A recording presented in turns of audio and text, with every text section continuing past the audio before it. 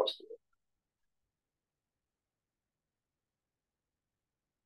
Mereka suka banget sama caranya Kang Asep yang terstruktur, jadi sesuatu yang berat itu terasa lebih mudah dipahami begitu Kang. Yang pertama pengen dilakukan setelah ini adalah mencoba mempraktekkan sesuatu. Baik, selamat sore Bapak-Bapak Ibu-Ibu sekalian. Saya Yanti dari Tangerang Selatan, profesi asesor. Ini sepertinya setelah ikut kelasnya Kang Asep mengenai clean language, saya jadi punya cita-cita baru, ingin menjadi konselor. Dengan menerapkan clean language ini, harapan saya sangat ingin membuat klien-klien itu menjadi berdaya. Mohon maaf, ini ada suara-suara di belakang live ya. Bu. Kemudian di sini pun ada lato-lato Bu. Nah, lato-latonya di sini tetangga saya lebih gede daripada yang lainnya. mungkin ukuran L ya.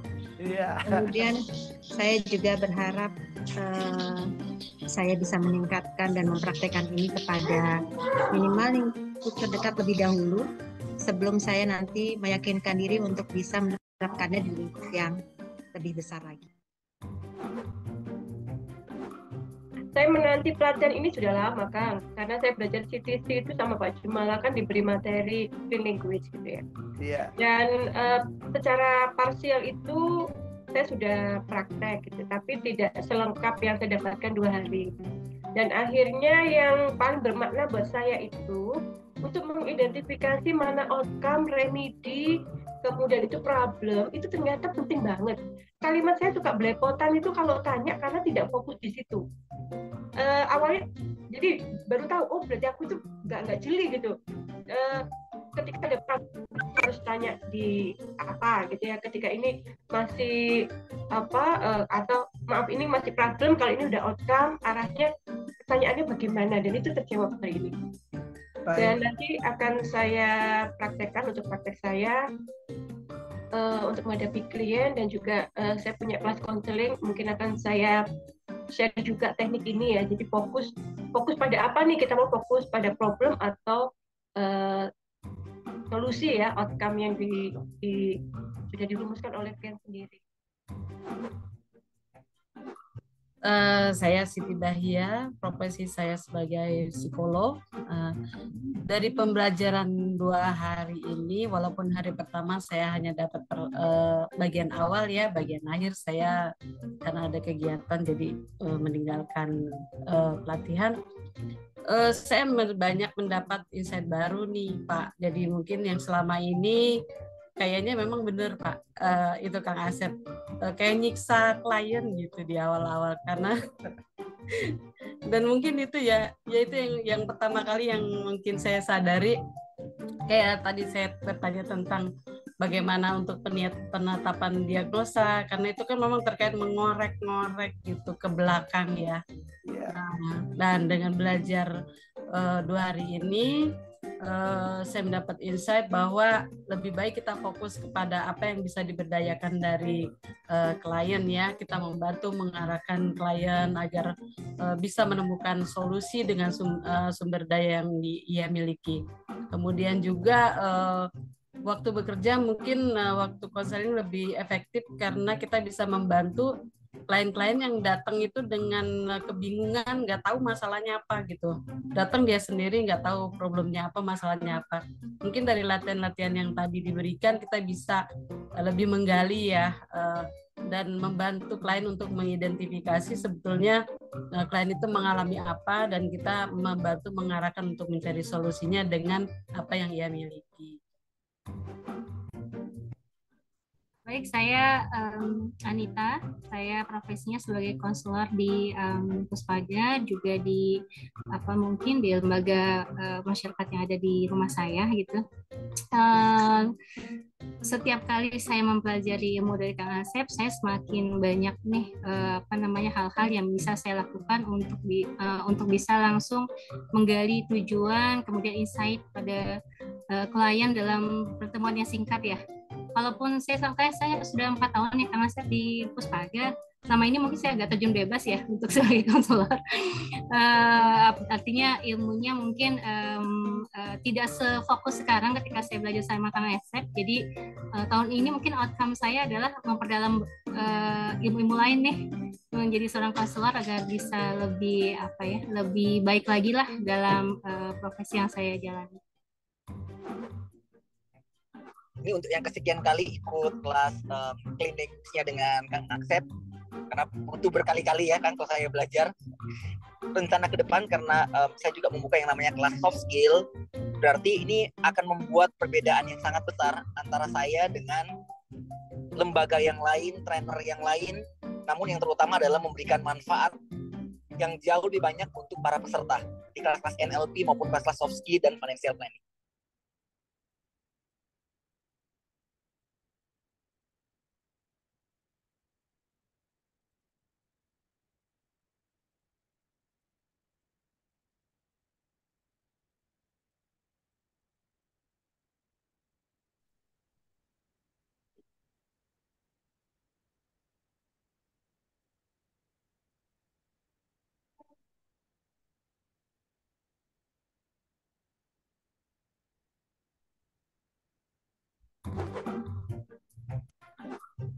Baik, nama saya Bahru Barok. Saat ini sedang berusaha untuk menyelesaikan studi saya. Saya mengambil psikologi Islam. Kemudian aktivitas sehari-hari saya memberikan pelatihan kepada guru-guru TK, pelatihan mengajar bahasa Inggris anak juga kepada siapapun yang ingin punya kursus bahasa Inggris anak. Kemudian apa yang saya dapatkan selama 2 hari ini tentunya sangat banyak sekali, dan seperti yang sudah saya sampaikan, ini juga bukan hanya untuk kebutuhan konseling ya bagi saya pribadi, inilah kebutuhan saya untuk menggali, untuk berlatih sabar, untuk berlatih menyimak sehingga bisa muncul data-data yang saya butuhkan untuk kebutuhan penelitian saya, terutama karena saya menggunakan pendekatan fenomenologi di mana tidak boleh subjektif itu dalam mengungkap dalam menginginkan data. Perkenalkan, nama saya Parama Kartika Dewa, tinggal di kota Yogyakarta. Saat ini saya sedang dipercaya untuk mengelola program studi Magister Teknik Industri di Universitas Saranajaya Yogyakarta. Saya tertarik sekali untuk menekuni kajian Clean Language karena saya memandang komunikasi dengan rekan-rekan mahasiswa, juga dengan rekan-rekan dosen itu banyak sekali kondisi latar belakangnya. Saya perlu suatu teknik khusus yang akan memudahkan kami berkomunikasi dengan mitra kami, juga dengan mahasiswa dan rekan dosen kami. Selama 2 hari ini saya banyak sekali belajar bahwa ternyata bahasa itu memunculkan banyak persepsi dan komunikasi yang betul dengan tata cara yang betul. Itu kita mudah sekali sebenarnya menangkap ide-ide dari rekan kita dalam proses komunikasi. Bismillahirrahmanirrahim. Assalamualaikum warahmatullahi wabarakatuh. Selama 2 hari ini mengikuti training Clean Language ini, banyak sekali yang saya pelajari dalam hal teknik berkomunikasi. Selama ini yang saya tahu cuma belajar public speaking, tapi ternyata dari mempelajari Clean Language ini lebih menarik gitu ya, dan masih penasaran gitu. Namun tentunya tiada arti belajar 2 hari jika tidak dipraktekkan, tidak diimplementasikan, sehingga Clean Language ini saya akan gunakan bukan hanya di organisasi saya aja untuk dibagi tim, tapi lebih nanti ke banyak juga di coaching ya, terutama dalam hal pendampingan di UMKM. Dan ini tadi mulai dari studi case yang pertama itu mencoba mengotak-atik bahwa Clean Language ini bisa juga membantu kita memetakan gitu ya, dari proses-proses seperti yang disampaikan Coach Asep, bahwa ini juga bisa membantu membuat plan ya dalam suatu organisasi, dan ini saya sangat membutuhkan dalam hal teknik-teknik ini untuk lebih memperjelas step-step tersebut.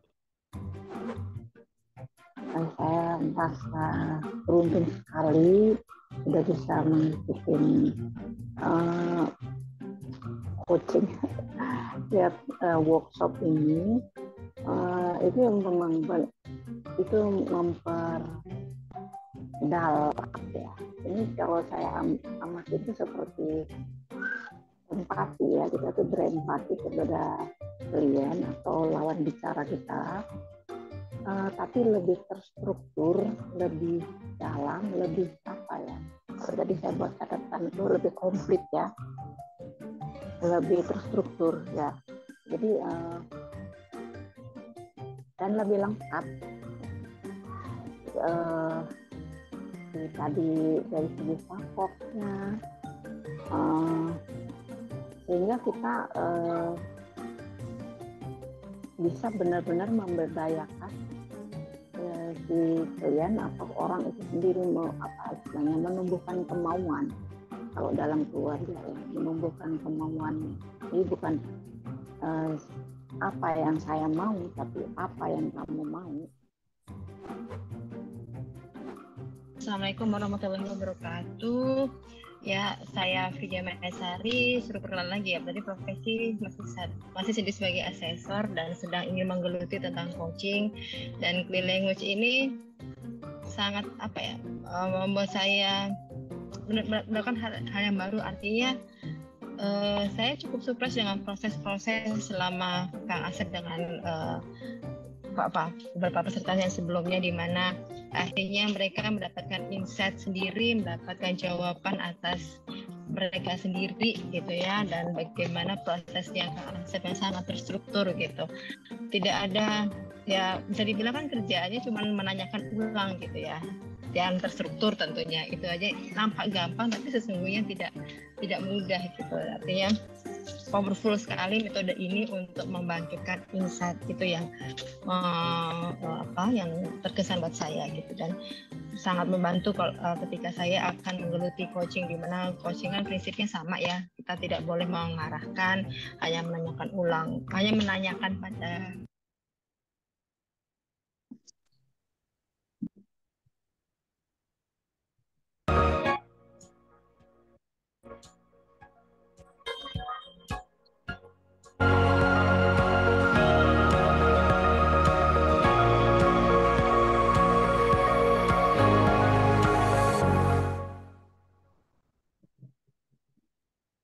Oke, Assalamualaikum warahmatullahi wabarakatuh. Apa kabarnya semuanya, Bapak Ibu? Silakan jawab di kolom ya. Semangat, semangat, semangat.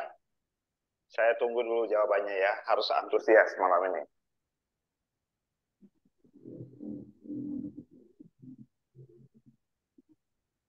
Sambil menunggu peserta dan Kang Asep untuk masuk di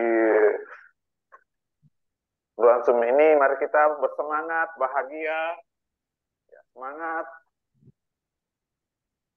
Selain Anda Pratama semangat ya. Silakan ditulis di kolom chat, semangat, bahagia, apapun itu ya. Wah, luar biasa. Bu Ira, Bu Naira.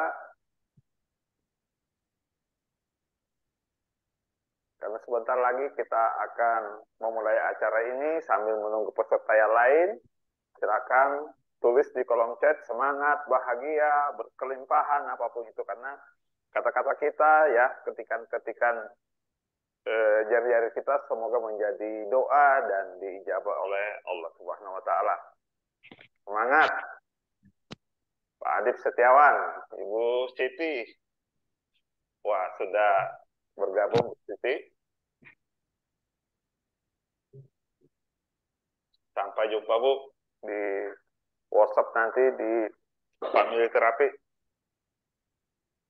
Silakan juga videonya dibuka agar saling bisa menyapa.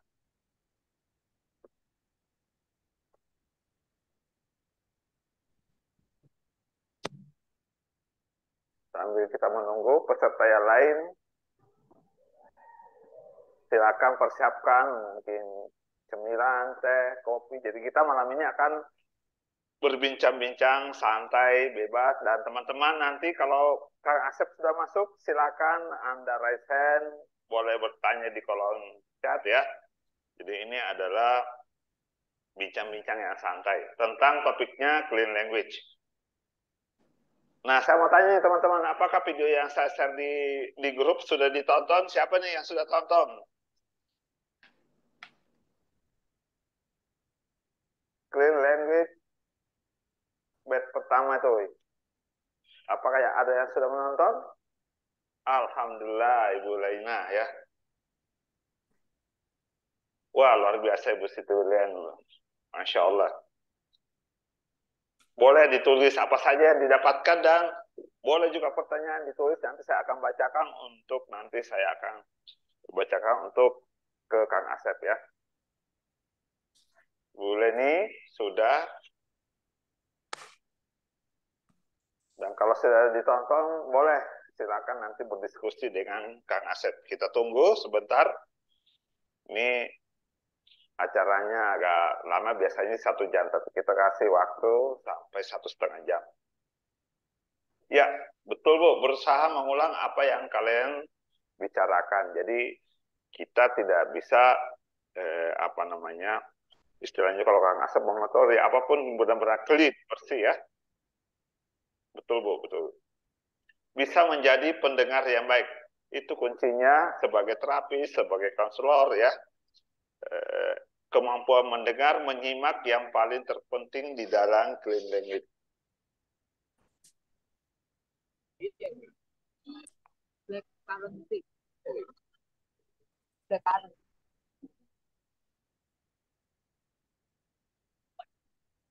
Mohon bersabar Bapak Ibu, kita tunggu Kang Asep.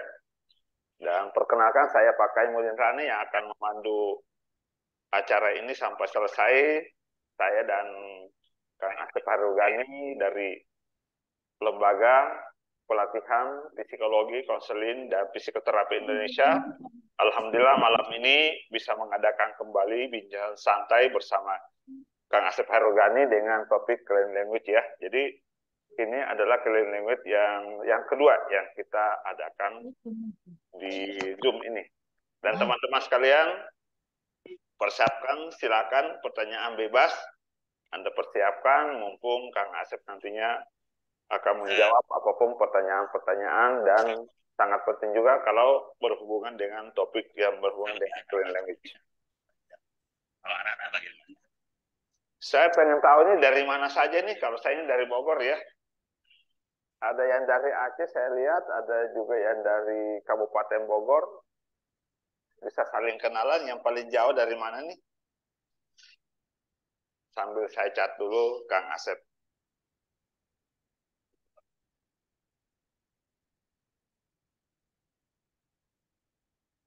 Wah, dari Medan. Selamat malam Pak Subroto Siregar.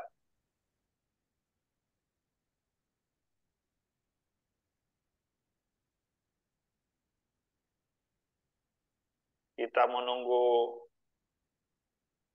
Kang Asep.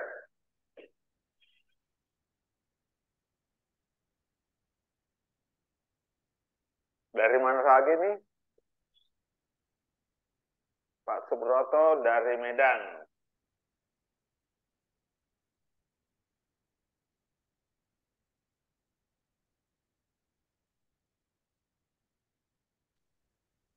Iya.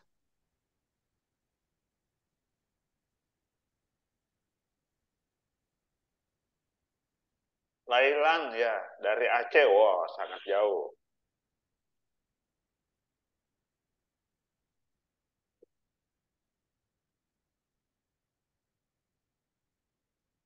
Jadi sekedar informasi teman-teman, jadi nanti tanggal 23 sama 24 September kami akan mengadakan kelas clean language ketiga nanti selama 2 hari online, mulai dari jam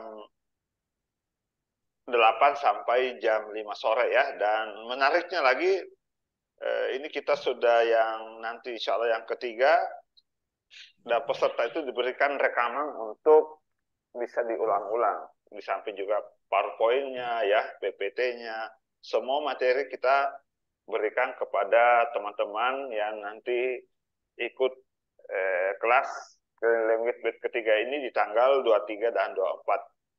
Sudah banyak yang mendaftar, kelas kita batasi ya. Agar apa? Biasanya di kelas ini Kang Asep langsung menerapi beberapa peserta ya. Assalamualaikum warahmatullahi wabarakatuh. Wasrudin dari Sumbawa, apa kabar Pak? Ini teman Facebook juga ini.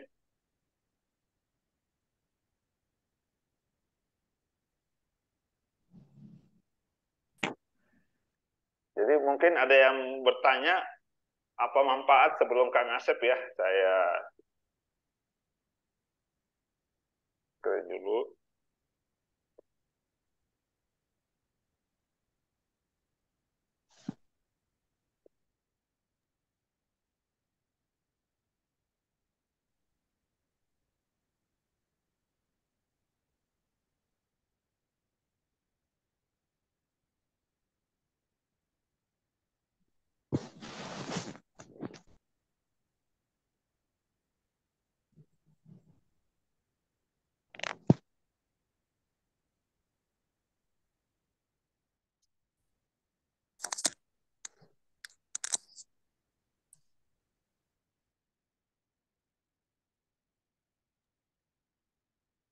Peserta kelas, udah ada yang bertanya, peserta kelas apa harus berlatar pendidikan psikolog atau boleh umum? Sangat umum Pak, jadi manajer ya, yang kemarin juga ada pengusaha, macam-macam. Jadi saya sendiri di samping terapis ya, saya bukan psikolog, ada yang pengusaha kemarin, ada ya juga yang konselor, jadi ini umum. Tidak harus berlatar belakang psikolog ya. Kelas offline-nya ada nggak Pak? Tidak ada Bu. Jadi ini semuanya kita lakukan online ya. Dan untungnya online ini bisa diulang-ulang. Jadi rekaman kita kasih ya. Mungkin teman-teman bertanya-tanya apa sih manfaat belajar clear language ini? Nah, coba saya sambil menunggu Kang Asep ini saya akan share.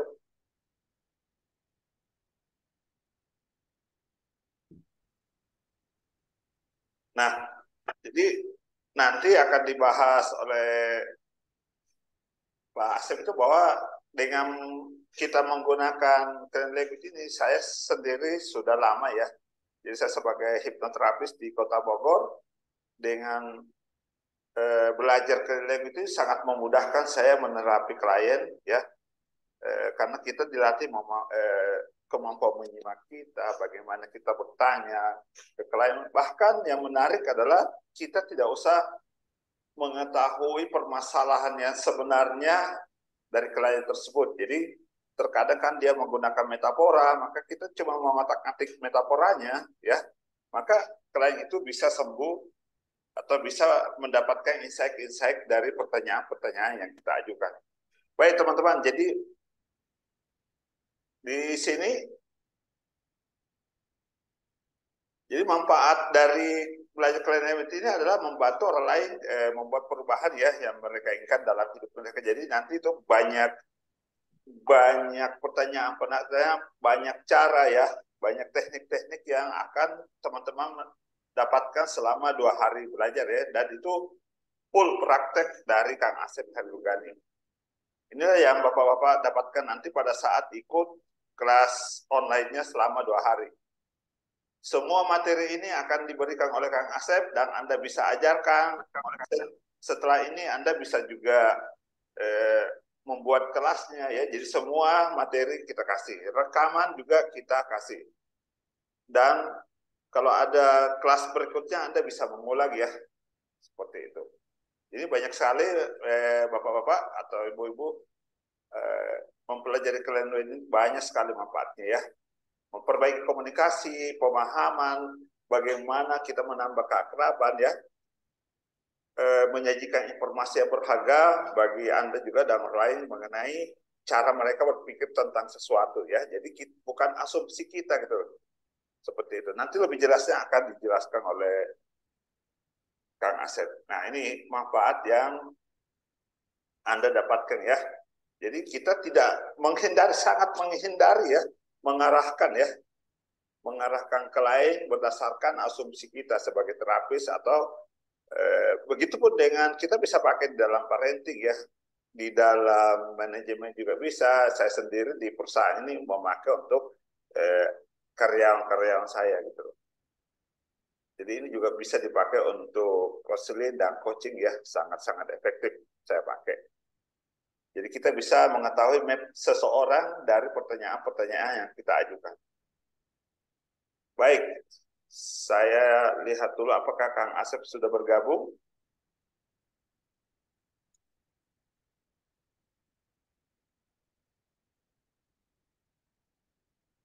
Ditunggu sebentar Bapak Ibu.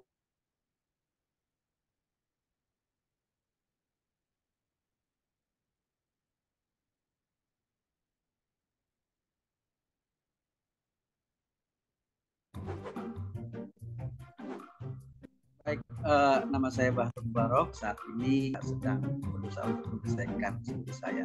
Saya mengambil psikologi Islam. Kemudian aktivitas sehari-hari saya memberikan pelatihan kepada guru-guru TK, pelatihan mengajar bahasa Inggris anak juga kepada siapapun yang ingin punya kursus bahasa Inggris anak. Kemudian apa yang saya dapatkan selama 2 hari ini tentunya sangat banyak sekali, dan seperti yang sudah saya sampaikan, ini juga bukan hanya untuk kebutuhan konseling ya bagi saya pribadi, inilah kebutuhan saya untuk menggali, untuk berlatih sabar, untuk berlatih menyimak sehingga bisa muncul data-data yang saya butuhkan untuk kebutuhan penelitian saya terutama, karena saya menggunakan pendekatan fenomenologi di mana tidak boleh subjektif itu dalam mengungkapkan dalam menginginkan data. Perkenalkan, nama saya Parama Kartika Dewa, tinggal di Kota Yogyakarta. Saat ini saya sedang dipercaya untuk mengelola program studi Magister Teknik Industri di Universitas Saranajaya Yogyakarta. Saya tertarik sekali untuk menekuni kajian Clean Language karena saya memandang komunikasi dengan rekan-rekan mahasiswa juga dengan rekan-rekan dosen itu banyak sekali kondisi latar belakangnya. Saya perlu suatu teknik khusus yang akan memudahkan kami berkomunikasi dengan mitra kami juga dengan mahasiswa dan rekan dosen kami. Selama 2 hari ini saya banyak sekali belajar bahwa ternyata bahasa itu memunculkan banyak persepsi, dan komunikasi yang betul dengan tata cara yang betul itu kita mudah sekali sebenarnya menangkap ide-ide dari rekan kita dalam proses komunikasi. Bismillahirrahmanirrahim. Assalamualaikum warahmatullahi wabarakatuh.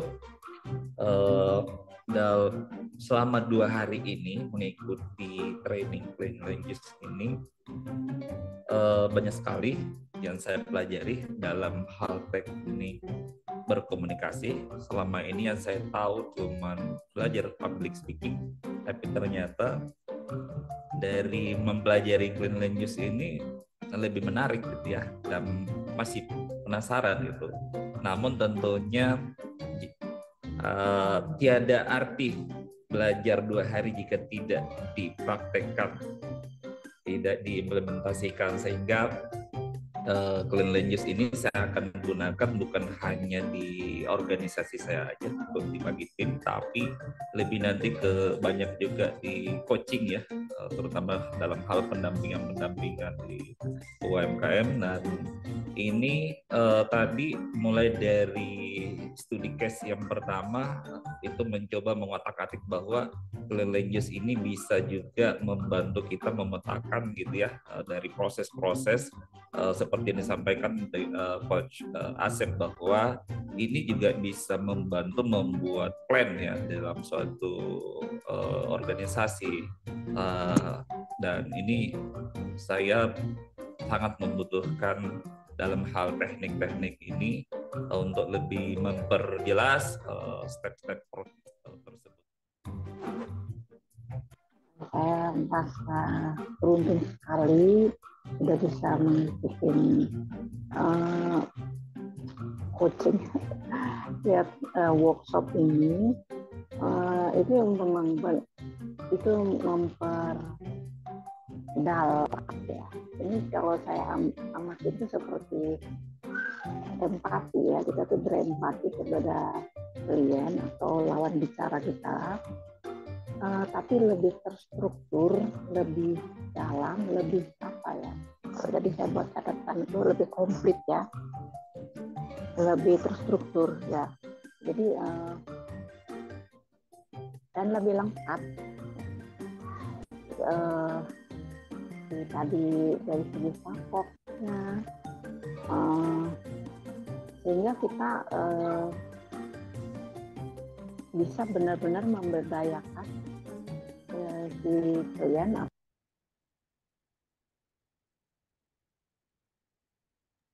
Oke, Assalamualaikum warahmatullahi wabarakatuh. Apa kabar Kang Asep? Waalaikumsalam, kabar baik Pak Kai. Alhamdulillah ini bisa bergabung juga Kang. Sehat Kang? Alhamdulillah. Nah, syukurlah. Teman-teman sekalian, kita ucapkan syukur alhamdulillah Kang Asep sudah bisa bergabung di bulan Zoom ini, dan tanpa berlama-lama ya, mungkin Kang Asep langsung, banyak nih yang penasaran apa sih itu clean language itu Kang. Jadi tapi sebelum kita mulai, mari kita dulu berdoa kepada Tuhan, semoga acara kita terlaksana dengan baik dan lancar. Doa dimulai.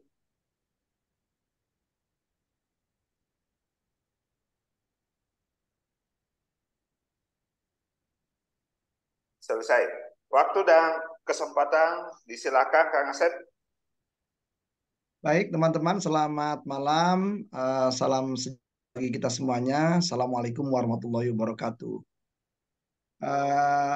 Tentunya saja ini adalah hal yang menarik ya ketika kita ingin mendiskusikan tentang clean language. Nah, jadi sederhananya kita menjawab aja lah, singkat aja. Kita ajukan pertanyaan, apa sih clean language gitu ya? Kapan barangkali clean language itu digunakan? Kemudian siapa saja. Pertama adalah siapa penemunya, kemudian siapa saja yang bisa menggunakan. Berikutnya tentunya saja di mana kita menggunakan itu clean language gitu ya. Kemudian mengapa kita menggunakan clean language, dan pertanyaan tentu adalah kalau seorang profesor akan bertanya bagaimana sih proses clean language itu terjadi. Nah, jadi yang pertama clean language itu ada menarik juga ya, dari istilahnya kan ada clean dan decade language. Nah, itu banyak teman yang langsung bertanya apakah clean language itu lawannya dari dirty language. Nah, saya tanya dirty language itu apa? Itu misalnya kata-kata yang ada kaitannya dengan kloset, kata-kata yang ada kaitannya dengan kebun binatang gitu ya. Nggak ada kaitannya ya. Jadi clean language itu nggak ada kaitannya dengan kata-kata kotor, nggak ada. Clean language itu adalah, di situ ada istilah clean yang artinya bersih. Nah, pengertian bersih di sini adalah bersih dari campur tangan, bersih dari ikut campur, bersih dari pandangan, opini, pendapat dari kita yang menyimak pembicaraan klien. Jadi kalau misalnya seorang klien mengatakan misalnya saya kesal. Nah, kalau kita mengatakan mengulang kembali kalimat klien dengan Anda sebal, walaupun kesal dan sebal itu barangkali di dalam nuansa yang deketan, tetapi kita sudah tidak menggunakan kata-kata klien. Nah, kita mengubah kata klien menggunakan kata lain yang kita pikir adalah sama atau serupa. Nah, ketika kita menggunakan kalimat seperti itu berarti kita sudah tidak clean. Jadi kalau clean adalah kita berusaha menggunakan kalimat klien, kata klien, pola ekspresi klien adalah tetap. Nah, ketika kita mengubah, entah dalam rangka memperhalusnya, entah dalam rangka membuatnya lebih pantas didengar, layak didengar, menurut kita gitu ya, karena kita punya opini tertentu bahwa kata-kata itu tidak pantas, tidak layak, maka di situ kita sudah tidak lagi clean. Nah, jadi tantangannya saya rasa di dalam clean language itu adalah bagaimana orang-orang itu berusaha tetap clean ya, itu yang tantangan paling sulit saya rasa. Nah, jadi nah kenapa nih clean itu penting gitu? Karena seringkali tanpa disadari kita seringkali sebagai kawan bicara dari orang lain pun seringkali kita menggunakan cara berpikir kita, cara pandang kita, ya kemudian wawasan kita, opini kita tentang sesuatu. Nah, sehingga kadangkala kita memberikan penilaian bahwa sesuatu itu layak, tidak layak, pantas, tidak pantas, boleh, tidak boleh. Nah, contoh misalnya kalau anak kecil gitu ya menggunakan kata-kata tertentu, seringkali kita ngubah gitu kata-kata si anak, menggunakan kata-kata yang menurut kita lebih pantas, lebih tepat. Nah, ketika mengatakan seperti itu berarti kita tidak clean.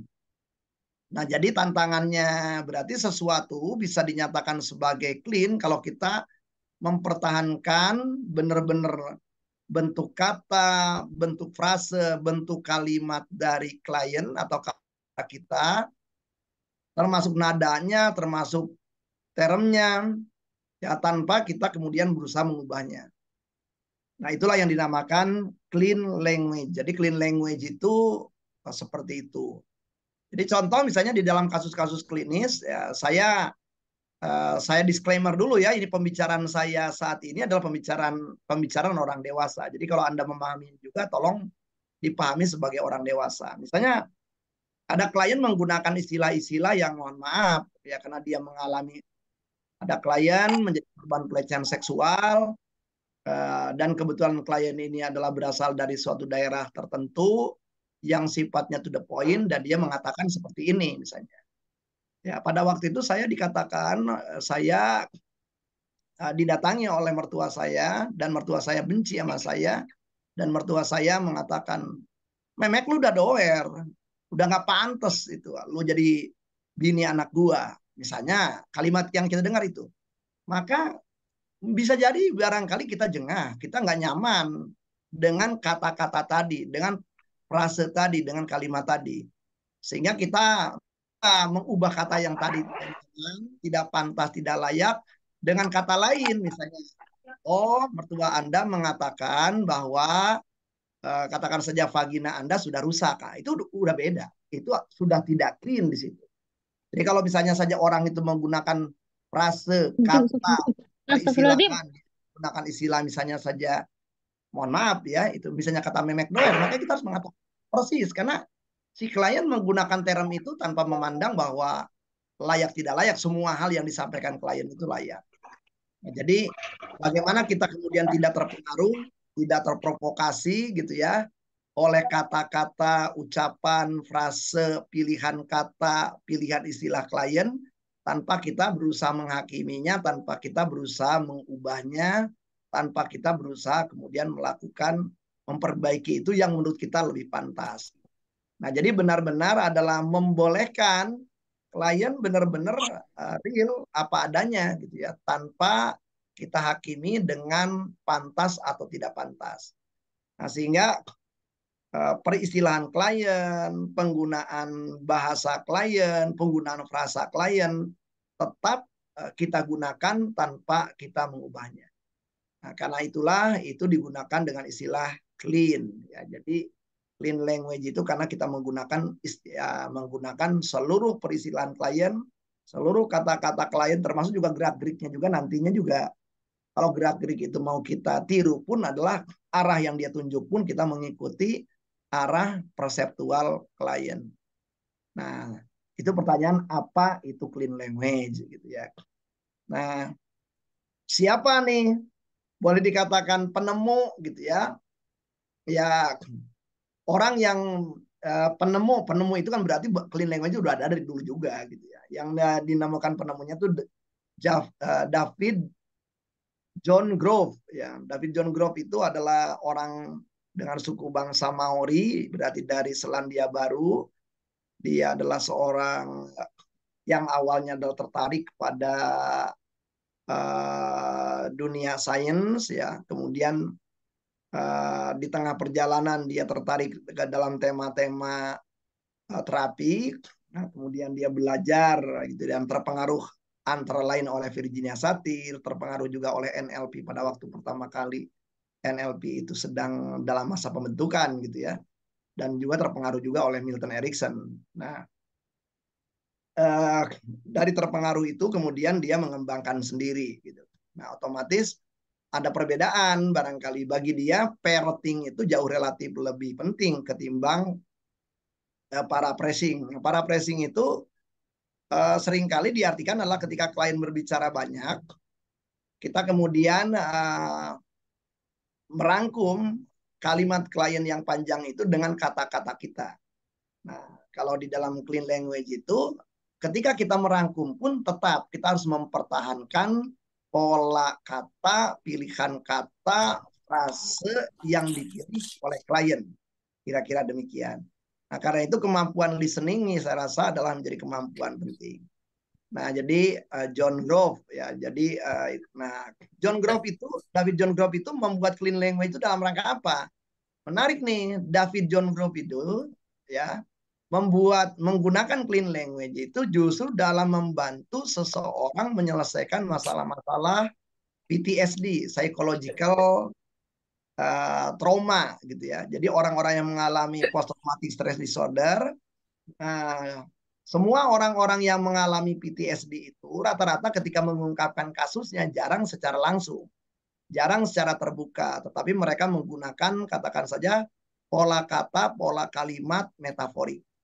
Nah, jadi yang diutak-atiknya itu adalah tidak misalnya saja tema langsungnya. Jadi kalau ada orang misalnya trauma karena mengalami pemerkosaan, nah dia tidak ngutak-ngatik itu kisahnya, kisah realnya, tetapi orang yang tadi korban itu diperkosa, misalnya saja umumnya korban-korban PTSD dari pengalaman saya memang seringkali melakukan metafora. Hidup saya pada waktu itu misalnya saja seperti seekor tikus kecil yang terjebak di dalam jebakan yang terbuat dari baja dengan kemudian juga per yang sangat kuat. Dulu saya pernah dapat tuh klien mengatakan begitu. Nah, berarti dia melakukannya metafora. Nah, metafora itu kalau di dalam clean language nggak perlu metafora itu menjadi direalkan. Yang kita perlu lakukan adalah metafora itu dimanfaatkan, metafora itu dijadikan pintu masuk, dan kemudian metafora itulah diajukan sejumlah pertanyaan-pertanyaan berkaitan dengan clean language. Sehingga kalau metaforanya terurai, metaforanya yang tadinya problem jadi metafora yang solution, pembicaraan-pembicaraan di dalam metaforanya itu clear, maka traumanya pun selesai juga. Nah, jadi kalau kita melihat karya-karya dari David Grove gitu ya, kita baca-baca karya David Grove itu, maka ditunjukkan betul gitu bagaimana tema-tema PTSD itu bisa diselesaikan gitu, klien itu bisa diselesaikan hanya dengan mengajukan pertanyaan-pertanyaan clean language terhadap metafora klien. Kira-kira begitu. Nah, jadi itu menjadi menarik saya rasa ketika kita bicara clean language. Nah, itu berarti siapanya tadi ya. Nah, kemudian kapannya berarti ya David Grove itu kan saya rasa juga dikenal di era 90-an ya, 80-an akhir lah ya. Ya sampai dia juga meninggal masih di sebelum ini ya, di tahun masih di tahun 80-an juga ya. Nah, jadi dia udah meninggal dunia. Nah, jadi karyanya itu adalah clean language. Nah, kemudian mengapa kita perlu menggunakan clean language? Nah, tentunya saja kembali kalau kita ingin bahwa ide itu datangnya dari klien, benar-benar menggunakan sumber daya klien, benar-benar menggunakan resources klien, tanpa benar-benar ikut campur kita, tanpa benar-benar kita mempengaruhi klien, tanpa kita kemudian mencampuri pandangan klien dengan opini-opini kita, maka otomatis pendekatan clean language ini perlu digunakan. Jadi misalnya saja saya ingin nih, nggak jadi bagi siapapun. Ya, saya sudah melatihkan clean language ini macam-macam. Ada orang yang minta dari, kalau psikolog mah udah biasa ya, tetapi ada juga tuh dari kepolisian, dari kehakiman, dari beberapa teman-teman jaksa gitu ya. Ada kemudian juga ada penyidik gitu ya. Kemudian juga tidak sedikit kalau dalam kelas parenting banyak orang yang ingin. Jadi misalnya saya pengen lebih akrab nih dengan anak saya. Nah, pemanfaatan clean language itu dalam relasi tua dan anak itu adalah paling penting ya.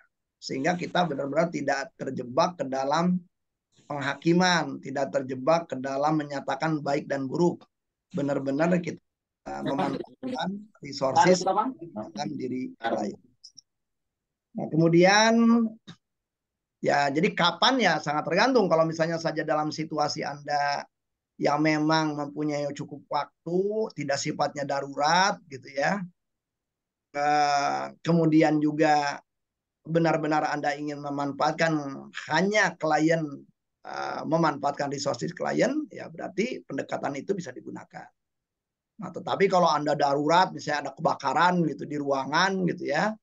Nah, kalau Anda misalnya memandu gitu orang-orang yang ada di situ menggunakan clean language, ya cari perkara namanya. Nah, di kondisi darurat tentunya kebutuhannya berbeda. Nah, kemudian juga mengapa saya rasa tadi jelasan alasannya. Nah, bagaimana ya, bagaimananya berarti tadi ada beberapa keterampilan dasar yang perlu dimiliki kalau kita pengen menggunakan clean language. Apa aja tuh gitu kan ya. Keterampilan paling jelas adalah keterampilan menyimak. Ya, menyimak itu kan banyak keterampilannya, dari mulai bagaimana Anda hadir utuh dan penuh, ya, attending. Bagaimana kemudian kemampuan Anda nantinya menangkap kata, menangkap frase, menangkap kalimat, bahkan termasuk menangkap nada, sehingga ketika Anda mengulang kembali kata, kalimat, frase klien bisa sesuai dengan nada dan gerak-geriknya. Nah, termasuk juga kemampuan melakukan pengamatan terhadap seluruh hal yang dilakukan oleh klien pada waktu berbicara. Berikutnya juga tentunya saja keterampilan yang perlu dilatih di dalam clean language adalah berarti menyimak, mengungkapkan kembali, dan mengajukan pertanyaan-pertanyaan clean. Jadi ada paling tidak 12 pertanyaan clean language ya, yang pertanyaan-pertanyaan itu akan pertama adalah berkaitan dengan ada nanti yang dikatakan sebagai sebuah bentuk, ada sebuah lokasi ya, kemudian juga ada yang sifatnya juga adalah kita bisa mengatakannya adalah sebagai pertanyaan-pertanyaan proses nanti. Nah, jadi 12 seragam pertanyaan itu di dalam workshop menggunakan Zoom selama 2 hari itu kita latih. Jadi ini kalau kegiatan clean language yang akan dilaksanakan oleh lembaga LPPKI ini adalah ini yang ketiga kali. Jadi sudah ada beberapa peserta-peserta yang pernah mengikuti kegiatan ini sebelumnya. Kira-kira begitu. Kalau secara singkatnya tentang clean language itu apa. Nah, lalu clean language ini dimanfaatkan jadi apa ya? Terbanyak sih ya kalau selain dalam dunia psikologi gitu ya. Paling banyak dimanfaatkan di dalam dunia konseling dan cukup banyak juga dimanfaatkan dalam dunia coaching. Sehingga ada istilah clean coaching yaitu. Saya rasa teman-teman bisa cari sejumlah buku-bukunya yang berkaitan dengan clean coaching itu. Nah, jadi ini adalah memberikan warna saya rasa di dalam kegiatan-kegiatan profesional coaching pendekatan clean language. Demikian pakai sebagai pengantar. Berikutnya saya rasa bolehlah kita langsung saja kepada tanya dan jawab. Silakan. Siap-siap Kang. Ini sudah ada yang masuk nih pertanyaan. Apakah saya boleh mengikuti kalau saya bukan dari psikolog? Apakah saya... Boleh. Tidak ada persyaratan khusus di belajar clean language ini, kecuali Anda ingin belajar dan Anda siap bayar. Cuma itu doang kayaknya. Jadi siapa yang siap belajar dan siap bayar, silakan ikutan. Itu aja. Jadi tidak ada persyaratan bahwa dia harus latar belakang psikologi. Karena John Groff aja udah jelas bukan sarjana psikologi, dia sarjana sains. Kemudian S2-nya dia mempelajari itu tentang tema-tema konseling. Kira-kira begitu. Jadi ilmu ini adalah ilmu yang bisa dipelajari oleh siapapun ya, selama memang kita mau belajar. Jadi jadi bahkan ya kalau kita lihat dari orang-orang yang belajar di LPPKI aja kan latar belakangnya ya beragam. Ada yang psikologi, ada yang psikologi mungkin ya sekitar 30%-nya psikologi, tapi di luar 30% itu non psikologi lah. Ada ibu-ibu, ada sarjana teknik, ada ada direktur gitu ya. Ada dokter hewan Kang Asep. Ada dokter hewan gitu ya kan gitu ya. Jadi nggak ada masalah gitu selama ingin menggunakan itu dalam rangka meningkatkan kompetensi komunikasi kita. Baik Kang, dari kolom chat ini dari Bu Wiwin ya, Purbalingga ya. Mohon bertanya Pak, bagaimana contoh membuat metafora menjadi pertanyaan real? Oh, ini pertanyaan. Wah, kalau itu nggak bisa dijelaskan di sini. Itu bagian dari workshop itu sendiri gitu ya. Karena pelan-pelan. Jadi Bu Wiwin, saya kasih contoh aja gini lah Bu Wiwin. Ada orang datang ke rumah saya. Dia ngeluh kepada istri saya. Ini tetangga lah, mungkin sobat istri saya. Tapi saya curi dengar nih ya. Dia mengatakan begini, rumah tangga saya itu adalah hambar. Nah, jadi kalau misalnya ada orang yang mengatakan rumah tangga hambar, itu berarti dia udah menggunakan metafora tuh.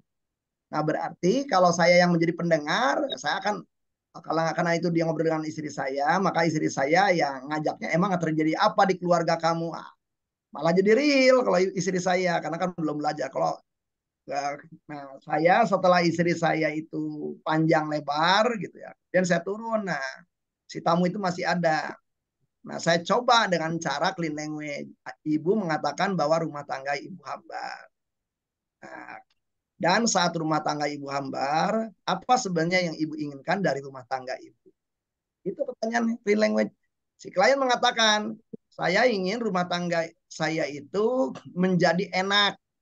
Oh, Anda ingin rumah tangga yang hambar itu menjadi enak.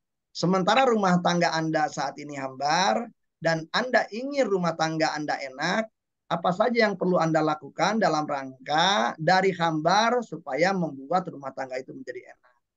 Kata dia, oh rumah tangga saya itu perlu menggunakan bumbu yang tepat. Rumah tangga Anda perlu menggunakan bumbu yang tepat. Ada lagi selain perlu bumbu yang tepat, dia katakan juga, oh memprosesnya pun harus benar. Selain bumbu yang tepat dan prosesnya benar, ada lagi, kira-kira gitu. Itu adalah beberapa contoh mengajukan pertanyaan. Jadi saya tidak ngutak-ngatik tuh apakah dia terjadi pertukaran, enggak. Saya hanya benar-benar memanfaatkan dari kata hambar tadi.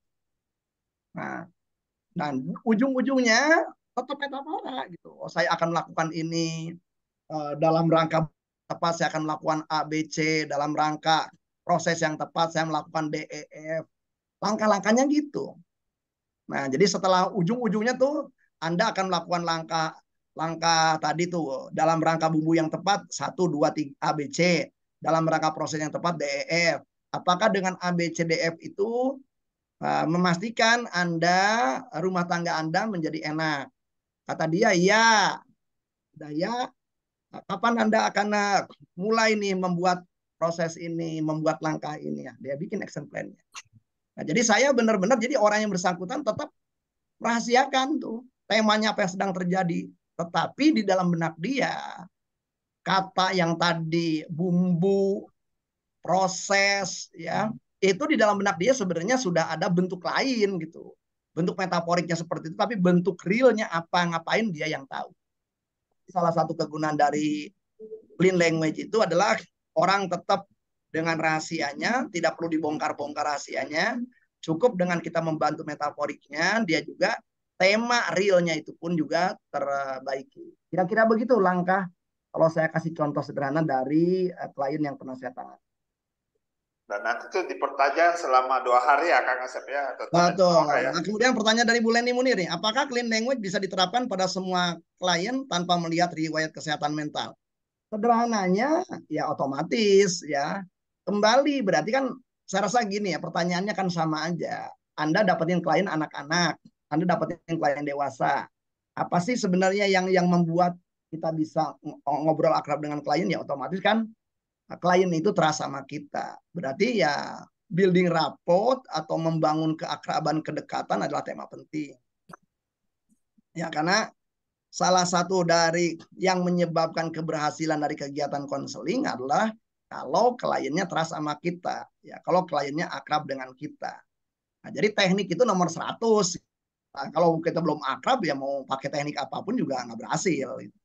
Nah, jadi riwayat kesehatan mental selama orang itu otomatis gini ya, orang-orang yang datang di dalam tema-tema trauma itu, PTSD itu kan udah jelas riwayat kesehatan mentalnya juga berat. Nah, berarti kalau misalnya kita ready, ya orang itu percaya sama kita, kita juga siap berkomunikasi dengan orang itu, ya, berarti, dan kita cek gitu ya bahwa kita juga bisa menjelaskan itu apa gitu ya.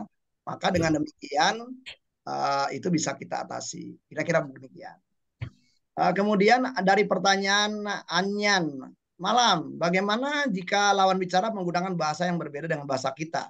Padahal kita tahu kalau diterjemahkan menjadi tidak clean. Saya belum paham kegunaan clean language, mohon penjelasan. Ya, otomatis misalnya klien menggunakan bahasa Jawa, saya orang Sunda, saya pakai bahasa Indonesia pada waktu bertanya, dia menggunakan bahasa Jawa. Nah, berarti pada waktu itu saya menggunakan tetap bahasa Jawa itu tanpa perlu menerjemahkan. Jadi misalnya gini, si klien tiba-tiba ngomong, ya pokoknya wes lah Kang, aku tuh sebel apa namanya sama bapakku, aku tuh sebel karo bapakku. Ya, misalnya aku wis mumet, nah, maka kita nggak perlu menggantikan mumet itu dengan pusing. Anda wis mumet karo bapak Anda, jadi begitu nantinya. Ya, pada waktu Anda wis mumet karo bapak Anda, apa yang Anda inginkan? Ya bisa jadi dia menggunakan aku ingin ndasku, nah, bisa jadi dia tetap menggunakan bahasa itu. Nah, jadi kitanya nantinya tetap aja menggunakan bahasa dia. Oh, Anda ingin das Anda, kan jadi begitu. Nah, jadi intinya adalah sama. Saya sering kali ketemu dengan anak Jaksel, klien nih anak Jaksel kan pakai bahasa campuran tuh antara bahasa Indonesia dan bahasa Inggris separuh-separuh begitu. Nah, otomatis ya saya tidak perlu di Indonesia kan dia yang menggunakan kalimat frase bahasa Inggrisnya tetap saya pertahankan di dalam kalimat frase bahasa Inggrisnya dia. Kira-kira begitu.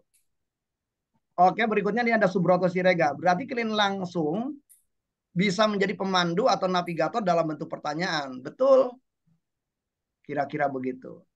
Oke, berikutnya Pratama. Saya masih belum bisa bicara ke orang lain karena merasa kesulitan untuk bicara duluan. Apa clean language bisa digunakan? Ya Anda bisa digunakan dalam rangka ngebantu Anda, gitu ya. Bisa itu. Hanya saja barangkali kalau Anda punya tema di sini apa hambatan untuk melakukan inisiatif atau proaktif atau mengawali pembicaraan, nah ya itu bisa banyak terapi lain selain clean language. Kira-kira begitu. Baik, saya kembalikan lagi kepada Pak Kai, monggo. Itu pertanyaan dari chat, saya rasa sudah kita jawab.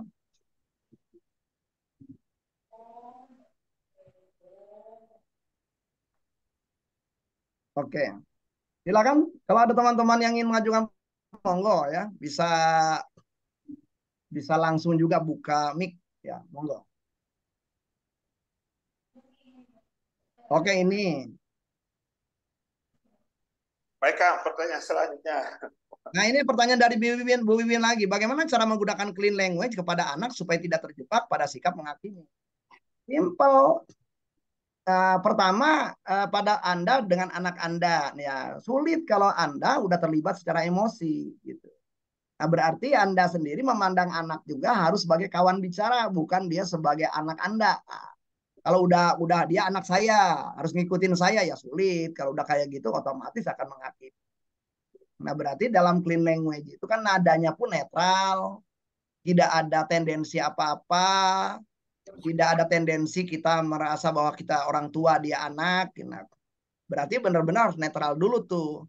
Kalau belum netral ya sulit gitu ya. Kita kecenderungannya kan akan tadi tuh, akan menghakimi, akan menyalahkan, akan menganggap dia kanak-kanak gitu. Nah, di dalam language ya nggak begitu. Jadi misalnya nih, saya kasih contoh nih, contoh anak kecil nih. Ada anak kecil, katakanlah dia cucu saya ya, saya jadi cucu nih anaknya ponakan saya. Nah, dia bilang pada saya kan nyebutnya Aki, Aki, ini gambar ini jelek. Itu kan persepsi anak. Saya, oh gambar ini jelek. Jeleknya seperti apa? Kan gitu nanya. Tapi kalau misalnya kita itu kebetulan gambarnya yang kita buat kita gitu ya, wah gambar kakeknya dikatakan jelek. Gimana tuh bisa jelek ya? Itu lagi nggak clean lagi karena saya di situ udah marah kan, udah ada emosi. Nah, kalau clean berarti kita akan ngegali dari apa yang ada di dalam benak anak. Oh gambar ini jelek, jeleknya itu seperti apa? Kan kira-kira begitu. Di anak itu ngatakan, oh jeleknya nih karena garisnya gini, garis gini. Selain garisnya gini, apalagi? Oh ini warnanya nggak cocok. Selain garisnya gini-gini dan warnanya nggak cocok, apalagi? Terus, nah si anak akan ngerasa nyaman karena sebenarnya dia didengar. Buktinya didengar, kita mengeksplorasi pernyataan yang dia sampaikan. Nah, jadi saya melihat orang tua yang rata-rata diakrabi anak adalah orang tua yang mau ngelihat dari sudut pandang anak. Oke. Dari Duin Anugrah ini, izin bertanya Kang, dari penjelasan Asep sepertinya CL efektif dipakai pada konseling person center terapi yang intinya mengembangkan tema pada klien. Bagaimana untuk klien yang memang butuh untuk direct dan sering merespon pertanyaan kita dengan jawaban tidak tahu, ya begitulah mohon saran. Saya rasa mungkin begini. Saya rasa dalam prosedur konseling, dalam prosedur psikoterapi, hal yang pertama kali dilakukan oleh terapis atau oleh konselor adalah memberitahukan apa yang akan dilakukan. Misalnya gini, katakanlah kata seorang terapis, saya sudah mewawancarai Anda dari wawancara Anda selama ini dan tahu tujuan Anda apa. Tampaknya salah satu teknik terapi yang bisa digunakan, barangkali juga lebih efisien, adalah hipnoterapi. Nah, apakah Anda sudah tahu hipnoterapi? Kata klien, oh gini. Oh, apa yang Anda ketahui sebagian benar, tapi sebagian ada yang keliru. Nah, harus jelasin dulu tuh hipnoterapi itu apa kan gitu. Sampai klien tahu, sampai klien ngerti, baru saya melakukan prosedur itu. Sama di dalam clean language juga. Jadi dari awal dikasih tahu dulu nih, ya bahwa saya ingin membantu Anda tema-tema ini karena Anda di satu titik nggak mau terbuka dengan masalah menjadi korban kekerasan seksual, Anda nggak mau membuka itu karena Anda takut terluka kalau membuka itu, dan Anda ingin tetap ini rapi tanpa saya mengutak-atiknya. Ada teknik lain nih. Kalau Anda ingin selesai tekniknya, namanya clean language. Nanti saya akan melakukan, pertama adalah saya akan mengajukan pertanyaan kepada Anda dan kemudian Anda menjawabnya. Dan saya kemudian akan menindaklanjuti, mengulang kembali jawaban Anda dan mengajukan pertanyaan-pertanyaan lain.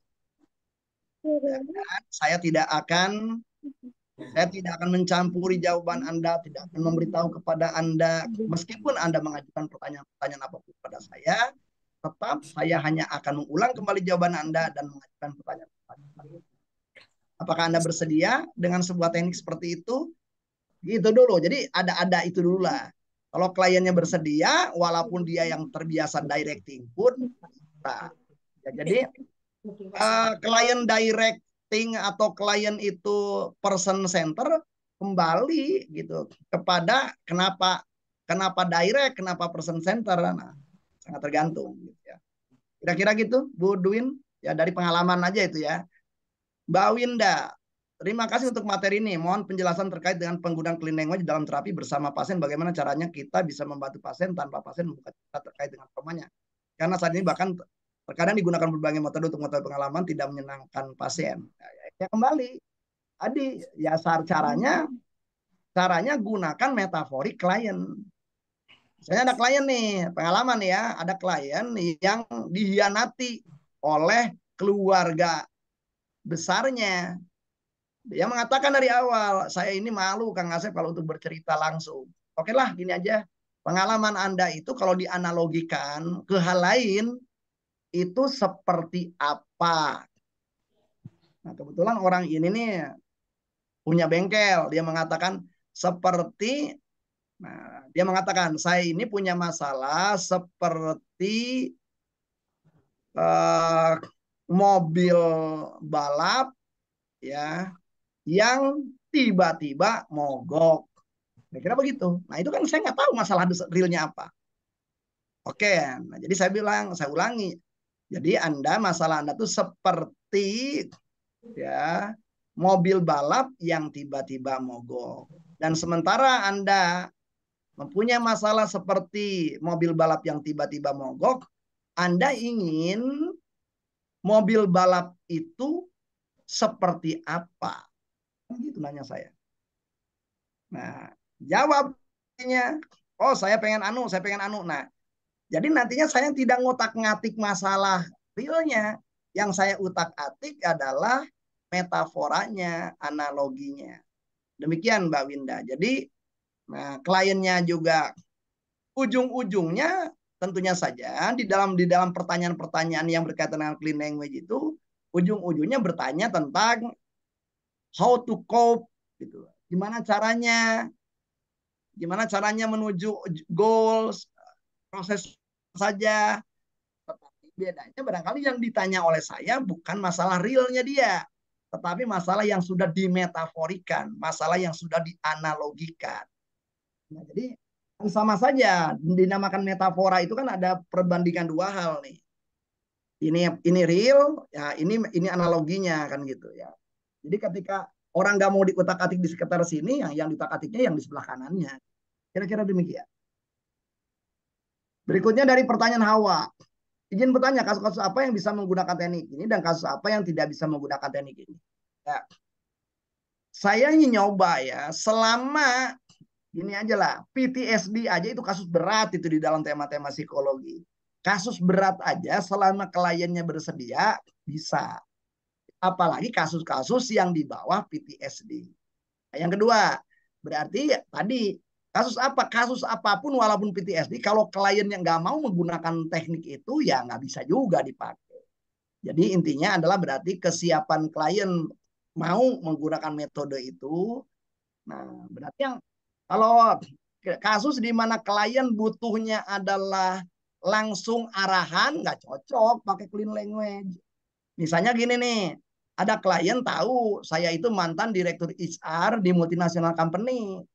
Nah, berarti si klien tahu bahwa saya itu dulu juga pernah mendapatkan beberapa kali award dalam beberapa bidang di HR. Nah, orang itu bertanya, ya otomatis ya dia juga akan kecewa kalau saya menggunakan pendekatan clean language karena yang dia butuhkan adalah arahan langsung dari seorang expert karena dia menganggap saya sebagai mentor. Tapi kalau orang itu datang kepada saya ini yang pengen tahu Kang, saya coba deh Akang bantu saya supaya saya bisa nih membuat sebuah program dalam kegiatan-kegiatan HR di tempat saya. Nah, tetapi saya ingin di coach sama Akang ya, otomatis pendekatan clean language saya pilih di sini. Nah, kira-kira berarti sangat tergantung beda tujuan klien, beda teknik yang kita pakai. Nah, jadi kalau kita bicara teknik apapun selain clean language tentunya adalah pertama sangat tergantung tipikal kliennya maunya yang mana. Ya yang kedua juga seberapa kita sebagai orang yang akan menggunakannya juga adalah fleksibel, piawai gitu di dalam tema-tema itu. Baik. Baik Kak. Dari Taufik Nur Rahman. Ada sedikit informasi ini kan, mungkin istirahat dulu, minum dulu. Oh, boleh silakan. Sebelum ini lagi seru-seru nih, banyak yang japri juga nih, tapi ada informasi penting yang saya siap sampaikan. Ada yang nanya nih, kapan nih acara clean language ketiga ini? Saya izin saya. Silakan. Baik, jadi teman-teman sekalian, jadi ini adalah workshop yang ketiga kalinya ya, insya Allah nanti kami adakan bersama dengan Kang Asep ya di tanggal 23 dan 24 September nanti secara online dari jam 8 pagi sampai jam 5 ya, dan ini sangat padat materinya. Sudah diterangkan tadi apa saja manfaat-manfaat dari clean language, jadi nanti ini ya tanggal 23 ya dan sampai 24 September 2023. Baik. Nah, fasilitas teman-teman yang bisa dapatkan dari pelatihan ini adalah semua materi diserahkan ya Kang Asep ya. Jadi boleh Ya. digunakan. Sertifikat juga, bahkan rekaman video bisa ditonton dan kita kirimkan ke setiap peserta. Jadi bisa diulang-ulang. Seperti itu. Sangat menarik dan sudah disampaikan tadi manfaat-manfaat, benefit-benefit dari Clean Language ini dari Kang Asep, bagaimana kita bisa mengeksplorasi ide dan gagasan dari seseorang, kemudian kemampuan menyimak, kemampuan bertanya. Saya mau tanya nih ke teman-teman, apakah sangat berminat untuk ikut kelas Clean Language ini? Silakan ya, chat di ini ada, boleh mengatakan mau ya. Nanti ada spesial ya benefit yang akan Anda dapatkan. Baik, ini adalah manfaat-manfaat yang Anda dapatkan banyak sekali ya. Jadi sudah disampaikan tadi oleh Kang Asep, manfaat-manfaat yang luar biasa Anda dapatkan setelah mengikuti kelas Clean Language ini. Nah, menariknya teman-teman bahwa semua manfaat ini hanya dengan investasi ini 3 juta Kang Asep, udah naik nih. Waduh. 2 hari ini kita investasinya 3 juta ya. Tapi mohon bersabar ya. Jadi untuk malam ini ada kejutan buat teman-teman sekalian. Jadi 3 jutanya kita coret. Kira-kira ideanya dikasih harga berapa nih Kang Asep selama 2 hari ini? Wah, saya sih nggak paham nih pakai masalah harga nih. Teman-teman banyak ini yang respon. Jadi kita kasih harga 50% Kang Asep. Jadi cukup membayar 1,5 juta ya selama 2 hari ini. Dan lebih menarik lagi, untuk 20 orang yang tercepat malam ini, kita kasih harga yang sangat spesial ya. Yang mau take action malam ini, kita kasih cashback hanya 1 juta Kang Asep untuk 20 orang. Kelas dibatasi ya Kang ya, maksimal berapa nih Kang Asep? Ya maksimal 30 lah Kang. Nah, jadi sudah beberapa yang bayar ya, ada Pak Nanang, ada beberapa teman yang sudah bayar. Jadi teman-teman kalau take action malam ini kita kasih harga 1 juta ya. Jadi Anda sudah bisa mengikuti kelas ini di tanggal 23 dan 24 September 2023 selama 2 hari, dan kita kasih fasilitas dari PPT-nya, kemudian rekamannya. Begitu Kang Asep, silakan teman-teman japri ya atau chat ke kami, ada nomor kontak di sini. Dan ini kelasnya hanya dibatasi hanya 30. Jadi siapa yang cepat dia yang akan bisa ikut kelas ini. Begitu Kang Asep. Terima kasih. Dan yang ada lagi informasi berikutnya, ada book yang akan kita kasihkan ini Kang Asep, yang pertama dan kedua tidak mendapatkan, dan sekarang saya kasih book yang langka ini ya tentang Clean Language. Jadi sangat menarik. Dan kelas yang terdekat ini adalah di tanggal 2 dan 3 September Kang Asep, udah mau sold out ini. Jadi tinggal 5 peserta ya, 8 peserta lagi kita tutup pendaftarannya nih Kang. Tentang terapi ya. Oke ya. Baik, jadi Virginia Satir ini adalah salah satu orang yang menginspirasi dari David Grove. Nah, kita jawab lagi pakai ya pertanyaan ini. Ada pertanyaan dari Pak Taufik ya. Jadi pertanyaan dari Pak Taufik Nur Rahman, terima kasih.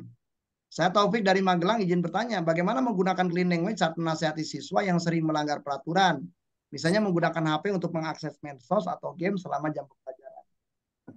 Oke, nah, jadi ini saya akan jawab tanpa pakai Clean Language dulu nih ya. Saya akan jawab pakai ilmu umum aja. Jadi ada yang namanya disiplin restoratif, ada disiplin retributif ya. Nah, persoalannya di sekolah kebanyakan menggunakan pendekatan disiplin retributif dengan cara misalnya menghukum anak yang dipandang melanggar.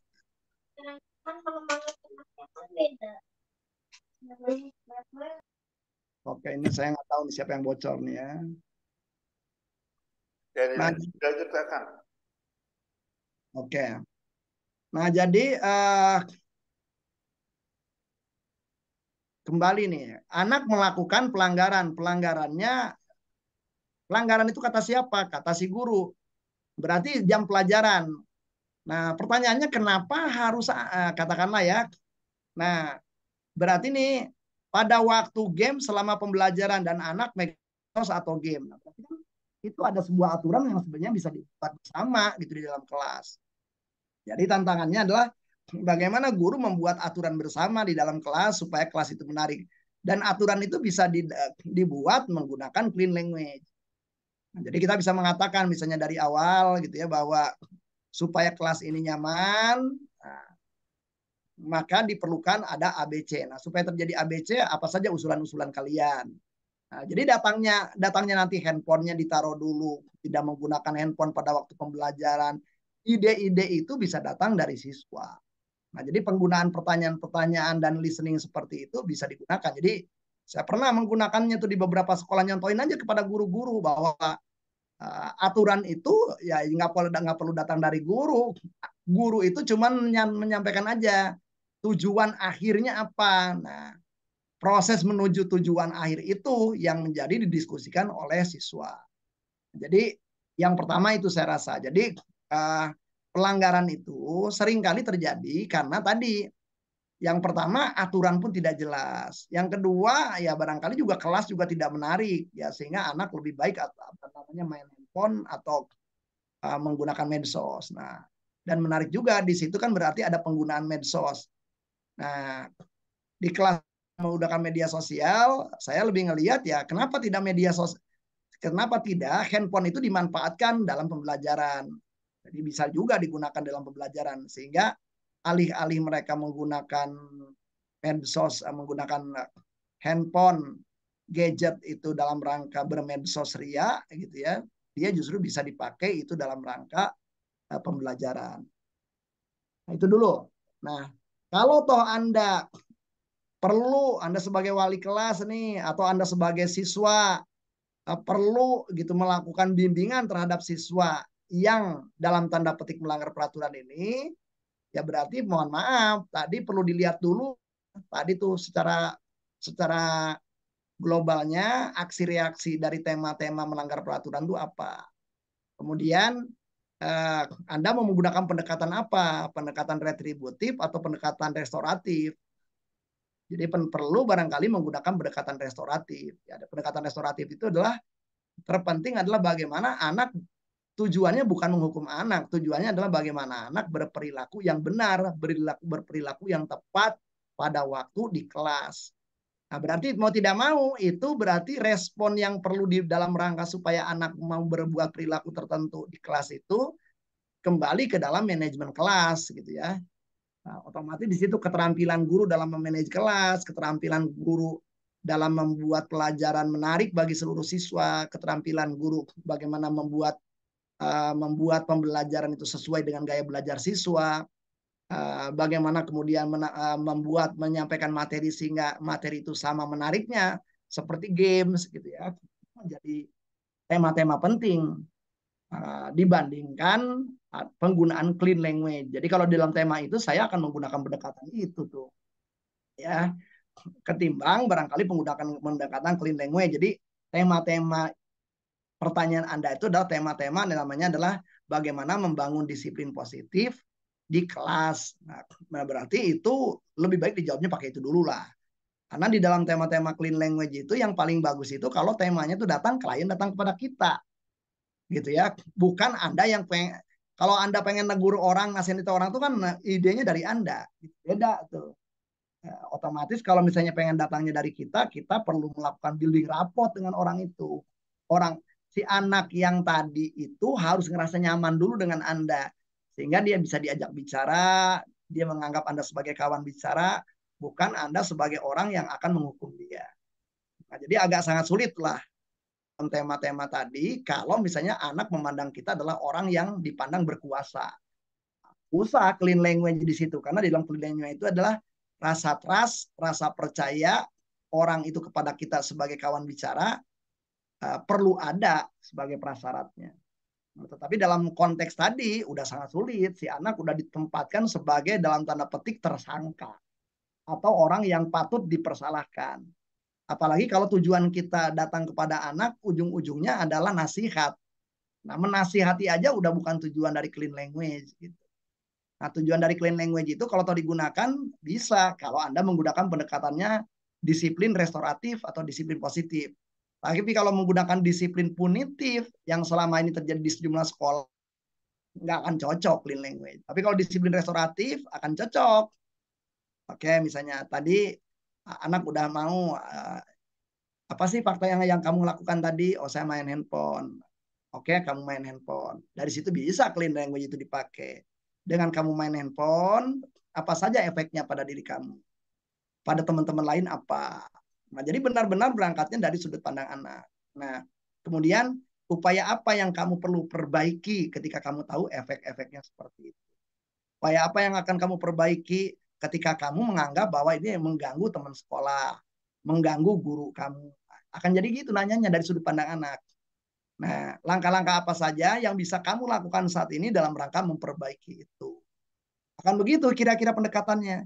Jadi hukumannya bukan datang dari kita. Kalau di dalam disiplin restoratif punitif itu kan hukumannya datang dari kita. Fokusnya ke menghukum orang yang salah. Kalau di dalam disiplin restoratif, fokusnya adalah memperbaiki sesuatu yang dirusak oleh pelanggar aturan. Karena yang dirusak itu bukan hanya sebuah standar, tetapi yang dirusak juga hubungan atau antar relasi di antara unsur-unsur yang ada di sekolah. Demikian Pak Taufik. Terima kasih Kang Asep. Berikutnya Teh Winda. Jadi hatur nuhun Kang. Saya senang mendapatkan wacana baru terutama untuk penata laksana pasien yang memang tidak mau bercerita masalah secara real. Banyak cara orang-orang yang nggak mau bercerita. Kalau saya mah kadang-kadang kalau kamu nggak mau bercerita nggak apa-apa. Coba deh kamu buat dalam bentuk gambar gitu ya. Dalam bentuk gambar yang gambar itu merupakan analogi dari cerita kamu. Orang itu diminta menceritakan gambar. Ujung-ujungnya awalnya dia menceritakan gambar yang nggak ada kaitannya dengan kasus. Lama-kelamaan kemudian karena dia percaya sama kita, ujung-ujungnya keluar bercerita dengan kasus. Jadi Teh Winda, banyak orang yang bisa jadi sama sahabatnya adalah terbuka habis, tapi ketika datang kepada konselor bisa jadi seakan-akan menjadi orang yang sulit bicara. Nah, jadi tema itu seringkali lebih ke masalah tema keakraban saja. Nah, karena itu kadangkala kenapa misalnya kita membuat, bisa saja kita kasih kertas, kasih spidol, diminta dia membuat aktivitas gitu ya, aktivitas metaforik aja.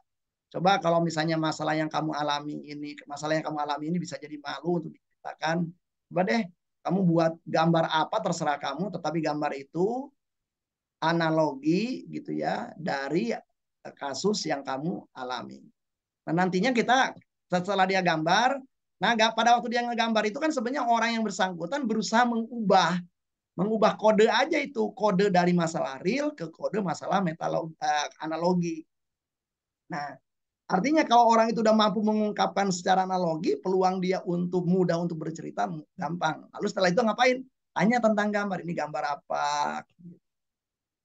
Ini warnanya kenapa seperti ini? Ya, tanya awalnya dari hal-hal yang gak ada kaitannya gitu. Lama-kelamaan, semakin dia trust kepada Anda, bisa saja dia tiba-tiba beralih meninggalkan bercerita tentang gambar, tapi bercerita tentang kasus. Jadi bisa-bisa demikian, itu sih lebih ke teknik saja saya rasa. Baik. Teman-teman, kalau ada yang mau langsung bertanya ke Kang Asep, silakan ya, raise hand ya. Kita masih ada waktu sebelum saya bacakan pertanyaan yang masuk ke saya, Kang. Oke. Saya berikan kesempatan, silakan teman-teman langsung berdialog sama Kang Asep. Ada yang nanya nih Kang, apa beda clean language dengan conversion hipnoterapi gitu? Apa bedanya clean language dengan conversion hipnoterapi? Conversation hipnoterapi. Oh, beda lah ya. Beda. Conversation hipnoterapi jelas dari awal sugesti datang dari kita. Berarti tidak clean sebenarnya kalau hipnoterapi itu walau bagaimanapun. Karena si hipnoterapisnya sudah menyiapkan sugesti-sugesti dalam pembicaraan, dalam diskusi. Nah, berarti sumber sugestinya pun datangnya dari si hipnoterapisnya. Sementara di dalam clean language, kalau toh ada mau Anda katakan sebagai sugesti, seluruh sugesti-sugesti itu datang dari kliennya itu sendiri. Nah, memang di dalam kanan terjadi pengulangan kata, mengajukan pertanyaan-pertanyaan yang membuat trans in, trans out gitu ya. Maka memang secara proses ada beberapa ciri-ciri hipnosis, ada pendekatan-pendekatan hipnosis di dalam clean language. Tetapi kalau terjadi perubahan pada diri klien itu ya sugestinya berasal dari kalimat-kalimat yang muncul dari klien itu sendiri, dari resources klien itu sendiri. Demikian, jadi perbedaannya. Jadi ada beberapa unsur hipnosis di dalam clean language, tetapi bedanya dengan hipnoterapi sugesti datangnya adalah kalimat-kalimat sugesti itu datangnya dari terapis gitu. Tapi kalau mau dikatakan di dalam clean language itu kalimat-kalimat sugesti itu datangnya dari diri klien itu sendiri. Demikian. Baik Kang, di kolom chat Kang, untuk klien yang trauma setelah dibully dan diancam cenderung sulit memulai pembicaraan dan berpikir seperti ngepres ya. Itu bagaimana penerapan clean language itu Kang? Ya saya rasa jawaban saya persis seperti tadi tadi kepada Bu Winda ya. Ya jadi temanya itu bukan di teknik Pak kalau kayak gitu. Bukan di teknik pertanyaan itu. Jadi jawabannya adalah di bagaimana Anda membangun keakraban dengan klien yang sedang mengalami trauma. Itu aja. Jadi jangan langsung ke teknik kalau pertanyaan Anda itu kan itu nge-freeze itu saja bukti bahwa orang ini masih mengalami ya tanda-tanda stres gitu. Jelas tuh. Jadi reaksi itu kan bisa fight ya, ngelawan, bisa flight kabur atau bisa membeku gitu, freeze. Nah, berarti ini orang masih dalam tahapan itu. Nah, dia berarti otomatis pendekatan-pendekatan yang Anda lakukan perlu pendekatan-pendekatan lain dulu nih. Bagaimana dari nge-freeze itu supaya bisa menjadi relatif terbuka. Nah, orang nge-freeze itu kalau kita belajar tentang trauma itu berarti sangat mungkin pada saat itu dia mengalami retraumatisasi. Nah, sangat mungkin dia pada saat itu mengalami namanya intrusi. Nah, orang yang mengalami intrusi berarti harus dikeluarkan dulu dari intrusinya. Nah, berarti intrusion management harus dilakukan dulu gitu. Nah, setelah jalan, orang itu nyaman dengan Anda, akrab dengan Anda, baru itu pendekatan-pendekatan tadi bisa dilakukan. Demikian. Oke, Fauzan Ferdiansa, bagaimana menggunakan clean language pada tim dan teman kerja yang toksik? Nah, kalau yang namanya orang toksik itu kan Anda udah menganggap dia bermasalah, gitu kan? Kan toksik ya kan? Lo Anda kan udah dari awal udah nggak clean Andanya, anggap orang itu toksik kan gitu. Nah, jadi ketika kita udah kayak gitu ya kita udah dirty kitanya gitu ya. Nah, berarti di dalam tema-tema seperti itu saya rasa problemnya adalah ketika kita udah ngejudge orang, udah mengkategorikan orang sebagai toksik tidak toksik gitu ya, udah sulit lah udah kayak gitu. Artinya sikap Anda terhadap orang itu pun udah menjadi hambatan tersendiri supaya Anda bisa benar-benar menggunakan clean language. Nah, berarti kalau misalnya Anda tetap mau menggunakan clean language berarti belajarlah netral, belajarlah empati kepada orang yang bersangkutan. Nah, kemudian belajarlah membangun keakraban karena walaupun Anda pimpinan tim, itu katakanlah anak buah Anda, anggota tim Anda, akan tetapi kalau Andanya sendiri nggak bisa akrab dengan orang, ya orang juga sulit terbuka kepada Anda.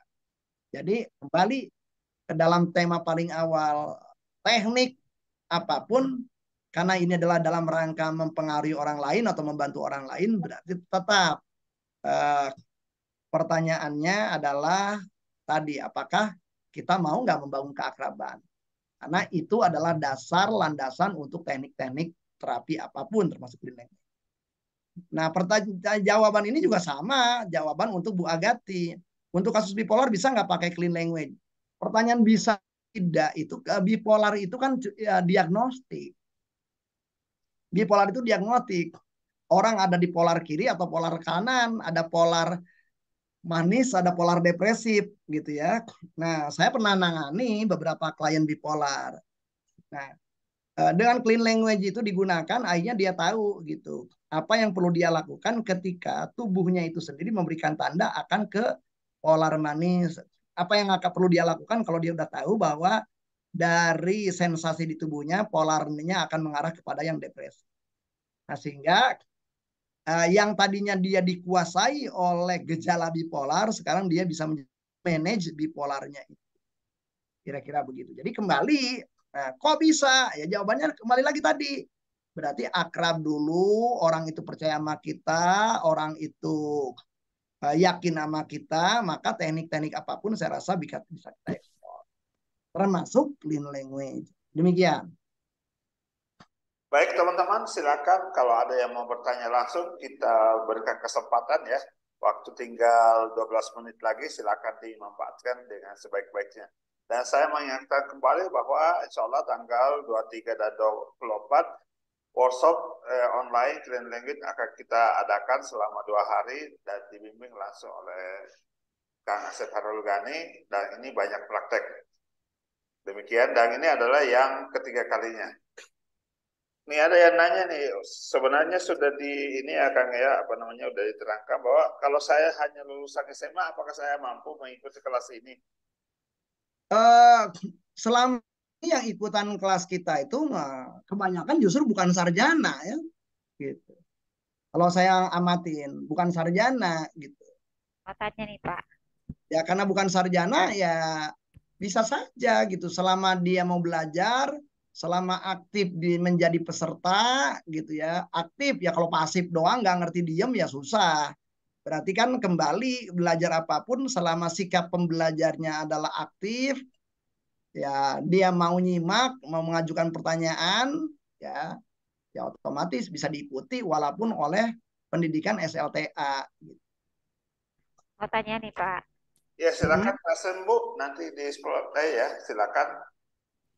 Tim, coba di raise hand Bu. Nah, itu ada di kolom. Dibuka kameranya kalau misalkan memungkinkan. Silakan Bu. Ini mau tanya Pak, ini. Misalnya ya dalam satu di sekolahan. Ibu tolong perkenalkan dulu Bu, nama Ibu siapa Wibin, gitu. Pak. Wibin. Soalnya nggak ada wajahnya, jadi kita bingung nih. Dari mana Bu Win? Dari Purbalingga. Oh Purbalingga. Ya silakan Bu Win. Ini kan tanya ya Pak, ini misalnya dalam satu sekolah, terutama anak-anak yang sudah remaja itu kan banyak yang sudah mengakses video porno yang ada di internet. Akhirnya dampaknya itu di kelas itu yang mereka lakukan itu agak mengarah ke hal-hal yang porno. Seperti kayak gimana itu Bu? Saya akan menggunakan pertanyaan clean language ya. Anak-anak di kelas mengarah melakukan sesuatu yang porno. Di kelas mengarah melakukan sesuatu yang porno itu seperti apa Bu? Bukan gini Pak. Mungkin saya salah. Gini, beberapa anak perempuan itu pernah datang ke gurunya. Bu, kami nggak betah di kelas. Kenapa? Itu sikap laki-laki kurang nyaman. Contohnya kurang nyaman tuh bagaimana? Misalnya ada yang maju, terus ada yang memakai baju agak sedikit ketat, terus anak laki-laki yang melihat itu memberi kode ke yang lain, terus akhirnya diketawain seperti itu. Akhirnya mereka yang perempuan tidak merasa bebas di dalam bertindak karena kalau ada tindakan atau kelihatan apa sedikit aja anak laki-lakinya itu bereaksi ke arah yang kurang nyaman terhadap perempuan. Nah, terus bimbingan apa yang harus saya lakukan di dalam kelas itu, Pak? Sebentar, pertanyaan saya, Ibu jadi guru apa dulu nih? Guru BK. Guru BK. Apakah ketika Ibu di dalam kelas atau ada guru lain ketika di dalam kelas memergoki itu? Ya itu anak yang cerita ke saya Pak, kedatang ke saya. Iya, maksud saya kan guru itu kan ada melakukan kayak gitu kan di pelajaran tertentu ketika ada guru atau ketika tidak ada guru. Ketika tidak ada guru. Nah, ketika tidak ada guru kan konteksnya clear. Nah, berarti kalau itu siswa di sebuah kelas yang lebih bertanggung jawab itu guru atau wali kelas. Misalnya itu pada saat istirahat, Pak. Iya, tolong dijawab dulu pertanyaan saya. berdasarkan Permendikbud. Saya punya Permendikbudnya soalnya nih. Saya punya petunjuk teknisnya. Petunjuk teknis kebimbingan konselingan itu kalau tema-tema seperti itu sebenarnya adalah tema paling awal adalah wali kelas, bukan guru BK. Oh iya. Pertanyaan saya, apakah wali kelasnya itu tahu nggak tema itu? Apakah wali kelasnya pernah nggak melakukan pembinaan? Bagaimana bersikap kepada teman satu kelas, kepada lawan jenis, sehingga tidak terjadi mengarah kepada tindak ya pidana kekerasan seksual. Kan itu sedang galak-galaknya itu karena undang-undangnya kan tahun 2022 itu. Iya. Jadi kalau menurut saya tema-tema seperti itu jangan diambil sebagai tema pribadi gitu. Harusnya temanya adalah massal. Karena itu terjadinya bisa jadi di seluruh kelas. Berarti program seperti itu perlu membuat program bimbingan konseling yang sifatnya massal. Nanti siapa penyampai terbaiknya? Bukan guru BK. Adalah wali kelas dari setiap kelas. Karena itu kan tanggung jawab. Gimana caranya supaya mereka lebih akrab satu sama lain. Bagaimana supaya di antara siswa dan siswi saling hormat satu sama lain. Larinya ke sana gitu kalau menurut saya gitu. Oke, terima kasih Kalau Pak. kalau kita lari tema yang sifatnya massal ke pribadi ya nggak tepat. Oke, Capek ibu nantinya dapetin laporan-laporan kayak gitu. Padahal itu adalah harusnya tema-tema seperti tema edukasi yang lebih ditonjolkan, tema promosi, berperilaku benar, berperilaku saling menghargai, berperilaku kesetaraan di mata hukum, itu yang perlu diajarkan di kelas. Oke. Giva, terima Demikian kasih Ibu. banyak. Ya, jadi mungkin tantangannya itu sama.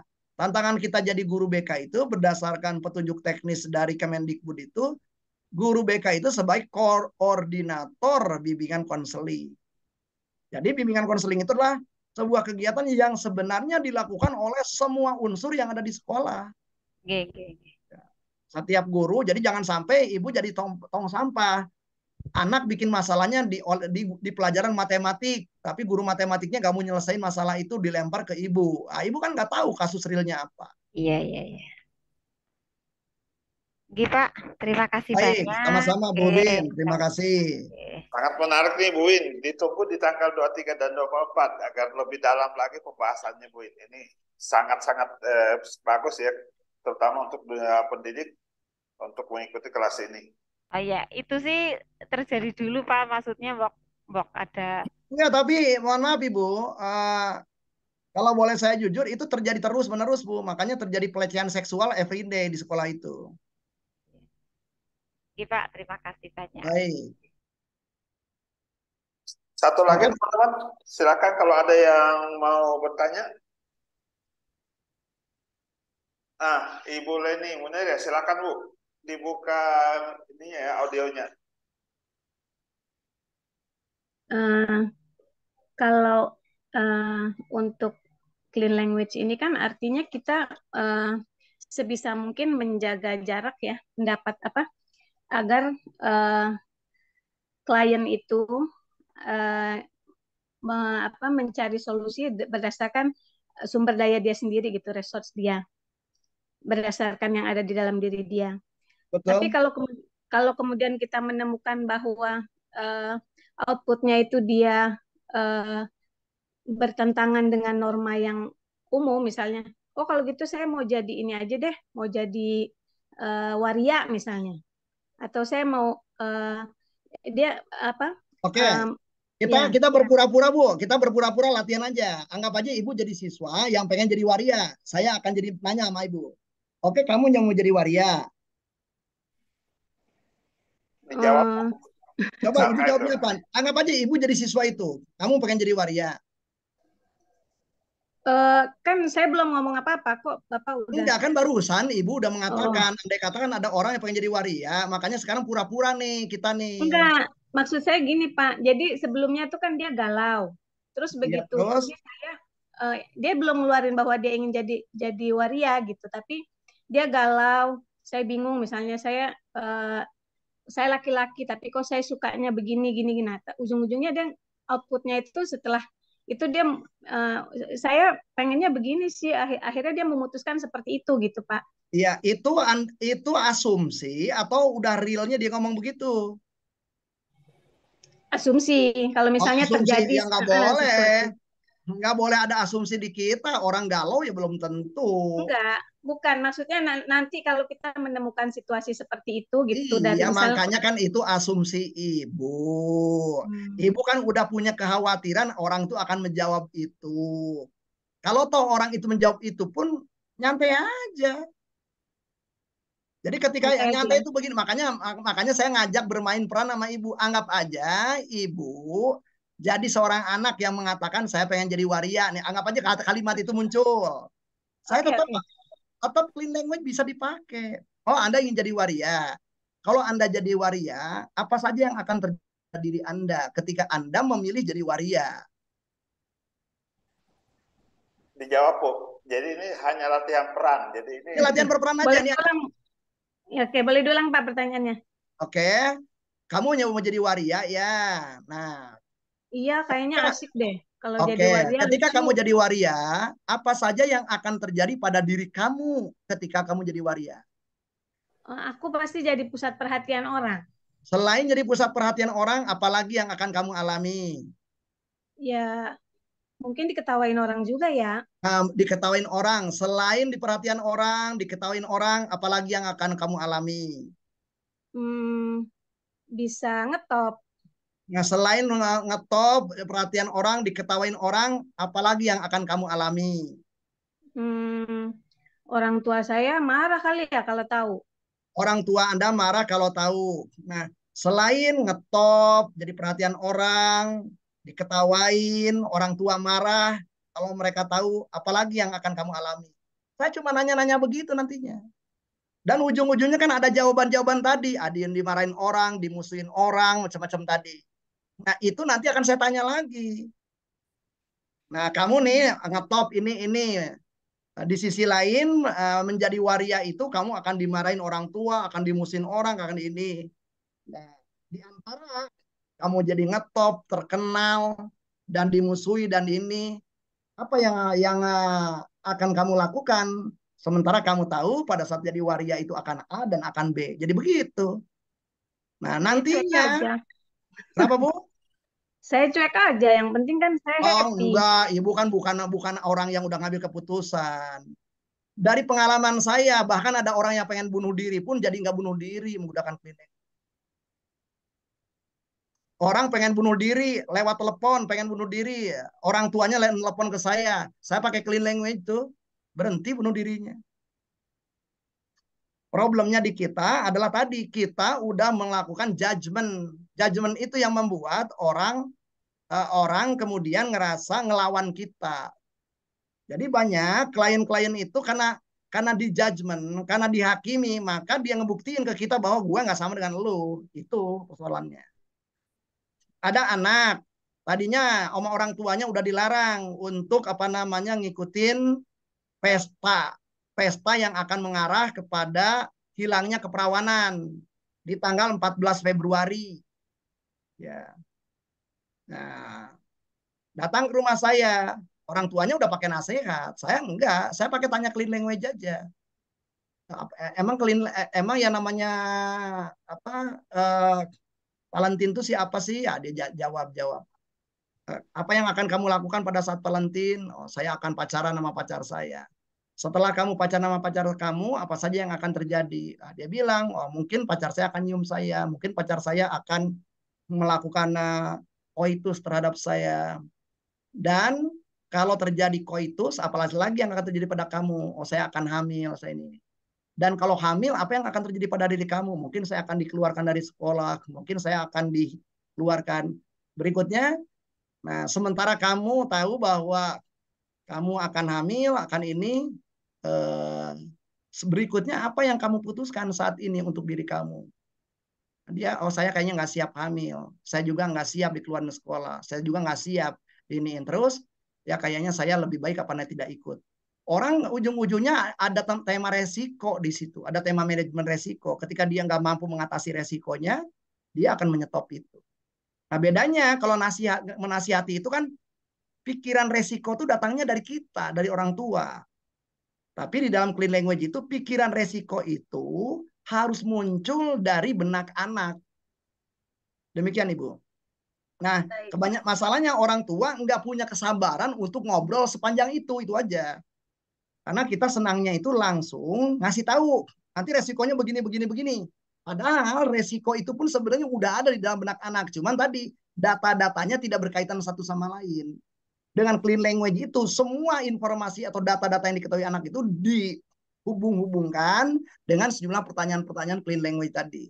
Sehingga dia tahu nih, oh ini banyak resikonya nih kalau kayak gini. Demikian Ibu. Jadi basis kita percaya bahwa orang itu bisa mencari solusi dari dirinya sendiri adalah bahwa pada akhirnya dia akan menimbang resiko gitu ya Pak. Yang pertama, asumsi paling dasar dia manusia sama seperti kita. Itu aja dulu. Semua manusia itu punya resources, asumsi dasarnya itu. Nah, jadi semua manusia punya resources, semua manusia punya kekuatan.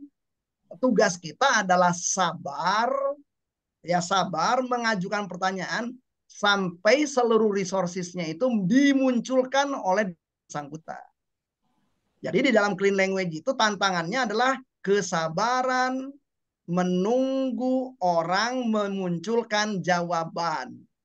Itu barangkali akan sangat sulit kalau kitanya udah gregetan dari awal, nggak sabaran, pengennya kemudian jawabannya dari kita. Nah problemnya kalau datangnya jawaban dari kita, solusi datangnya dari kita, kembali di dalam psikoterapi udah jelas tuh, banyak saran-saran dari psikoterapis gagal dilaksanakan oleh yang bersangkutan karena nggak gue banget. Nah berarti kalau clean language karena informasinya datang dari dia, resourcesnya datang dari dia, nggak ada alasan sebenarnya orang yang bersangkutan nggak bisa melakukannya. Karena seluruh ide, seluruh pertimbangan, seluruh resiko, seluruh resources dalam rangka solusi datangnya dari diri yang bersangkutan. Sehingga kalau kita bicara engagement gitu ya, keterikatan seseorang untuk menjalankan lebih tinggi gitu menggunakan pendekatan clean language. Demikian Ibu. Nah, jadi kira-kira seperti itu. Nah ini ada pertanyaan, mudah-mudahan cukup Bu ya. Sama-sama Bu. Kemudian dari Wening Priyapsari, berarti clean language mirip dengan power of question ya Pak? Karena saya tidak tahu apa yang Anda maksudkan dengan power of question, ya. Kalau kata mirip itu apa sih? Mirip itu harus berapa persen yang samanya, identiknya gitu ya. Yang jelas di dalam clean language itu diajukan questioning gitu. Cuman questioningnya gitu ya, otomatis di situ ada the power of questioning. Tetapi questioning toh tanpa ada listening yang baik, ya tanpa juga menggunakan pertanyaan-pertanyaan clean, ya nggak akan bisa tuh. Di dalam beberapa hal ada kemiripan bisa jadi ya, tetapi saya rasa mirip tidak sama dengan sama persis. Demikian Bu Oning. Siti, konsep clean language itu bagaimana diterapkan pada anak usia dini yang masih butuh bimbingan ya Pak? Ya kembali ya anak usia dini umur berapa? Selama anak itu udah bisa bicara berarti kembali Anda pengen berkomunikasi dengan anak umur 3 tahun ya berarti pola bahasa kita pun harus menggunakan pola bahasa umur 3 tahun. Sehingga bisa dipahami oleh anak. Berarti kecepatan kita bicara, pilihan kata, pilihan satu katanya berapa suku kata, itu ada kompetensi-kompetensi dasar di area berkomunikasi. Nah jadi dari pengalaman sih bisa dilakukan. Ya saya di rumah kadang-kadang kan ada tamu bawa anaknya masih umur 3 tahun, anaknya ngeluh, bisa itu. Selama tadi kitanya yang harus luas menyesuaikan dengan gaya bahasa anak. Nah di dalam clean language itu memang itu tujuannya. Demikian ya. Jadi problemnya tuh bisa nggak bisa dipakai untuk anak? Kembali, bisa nggak Anda luas sehingga Anda bisa berkomunikasi dengan seorang anak? Sama aja. Bisa nggak dipakai untuk orang yang kebetulan mempunyai katakanlah orangnya kemampuan konsentrasi rendah, ya kembali bisa nggak Anda luas berbicara dengan orang yang konsentrasinya rendah? Mana bolak-balik kita kayak gitu. Intinya selama kita mau luas melakukan penyesuaian dengan klien, ya tentunya semua pendekatan tidak hanya clean language pun bisa digunakan. Demikian Bu Siti. Baik teman-teman, apa masih ada yang mau bertanya atau kita cukupkan Kang Asep?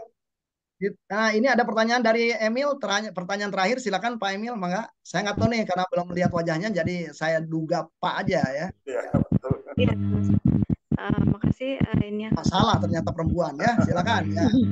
Ya, jadi kebanyakan itu kalau pasien ditanya itu lebih banyak entah karena mungkin latar belakang pendidikannya, entah karena kasusnya yang agak berat. Jadi lebih banyak ketika ditanya itu malah diam gitu, seolah-olah dia nggak tahu jawabannya gitu kan?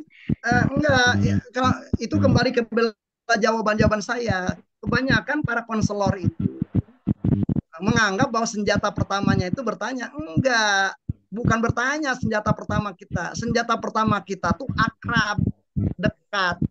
Anda kadang-kadang banyak kita bertanya itu orangnya belum ngerasa akrab, orangnya malah jadi terancam gara-gara pertanyaan kita. Nah, jadi tantangan dalam konseling itu bukan mengajukan pertanyaan kalau menurut saya. Bagaimana membangun keakraban sampai orang itu ngerasa kita sama dia sama, sampai dia ngerasa trust sama kita. Jadi kalau misalnya pakai pendekatan gestalt terapi itu, Anda ketemu dengan klien itu ibarat mengupas bawang dengan ada 5 kulit itu.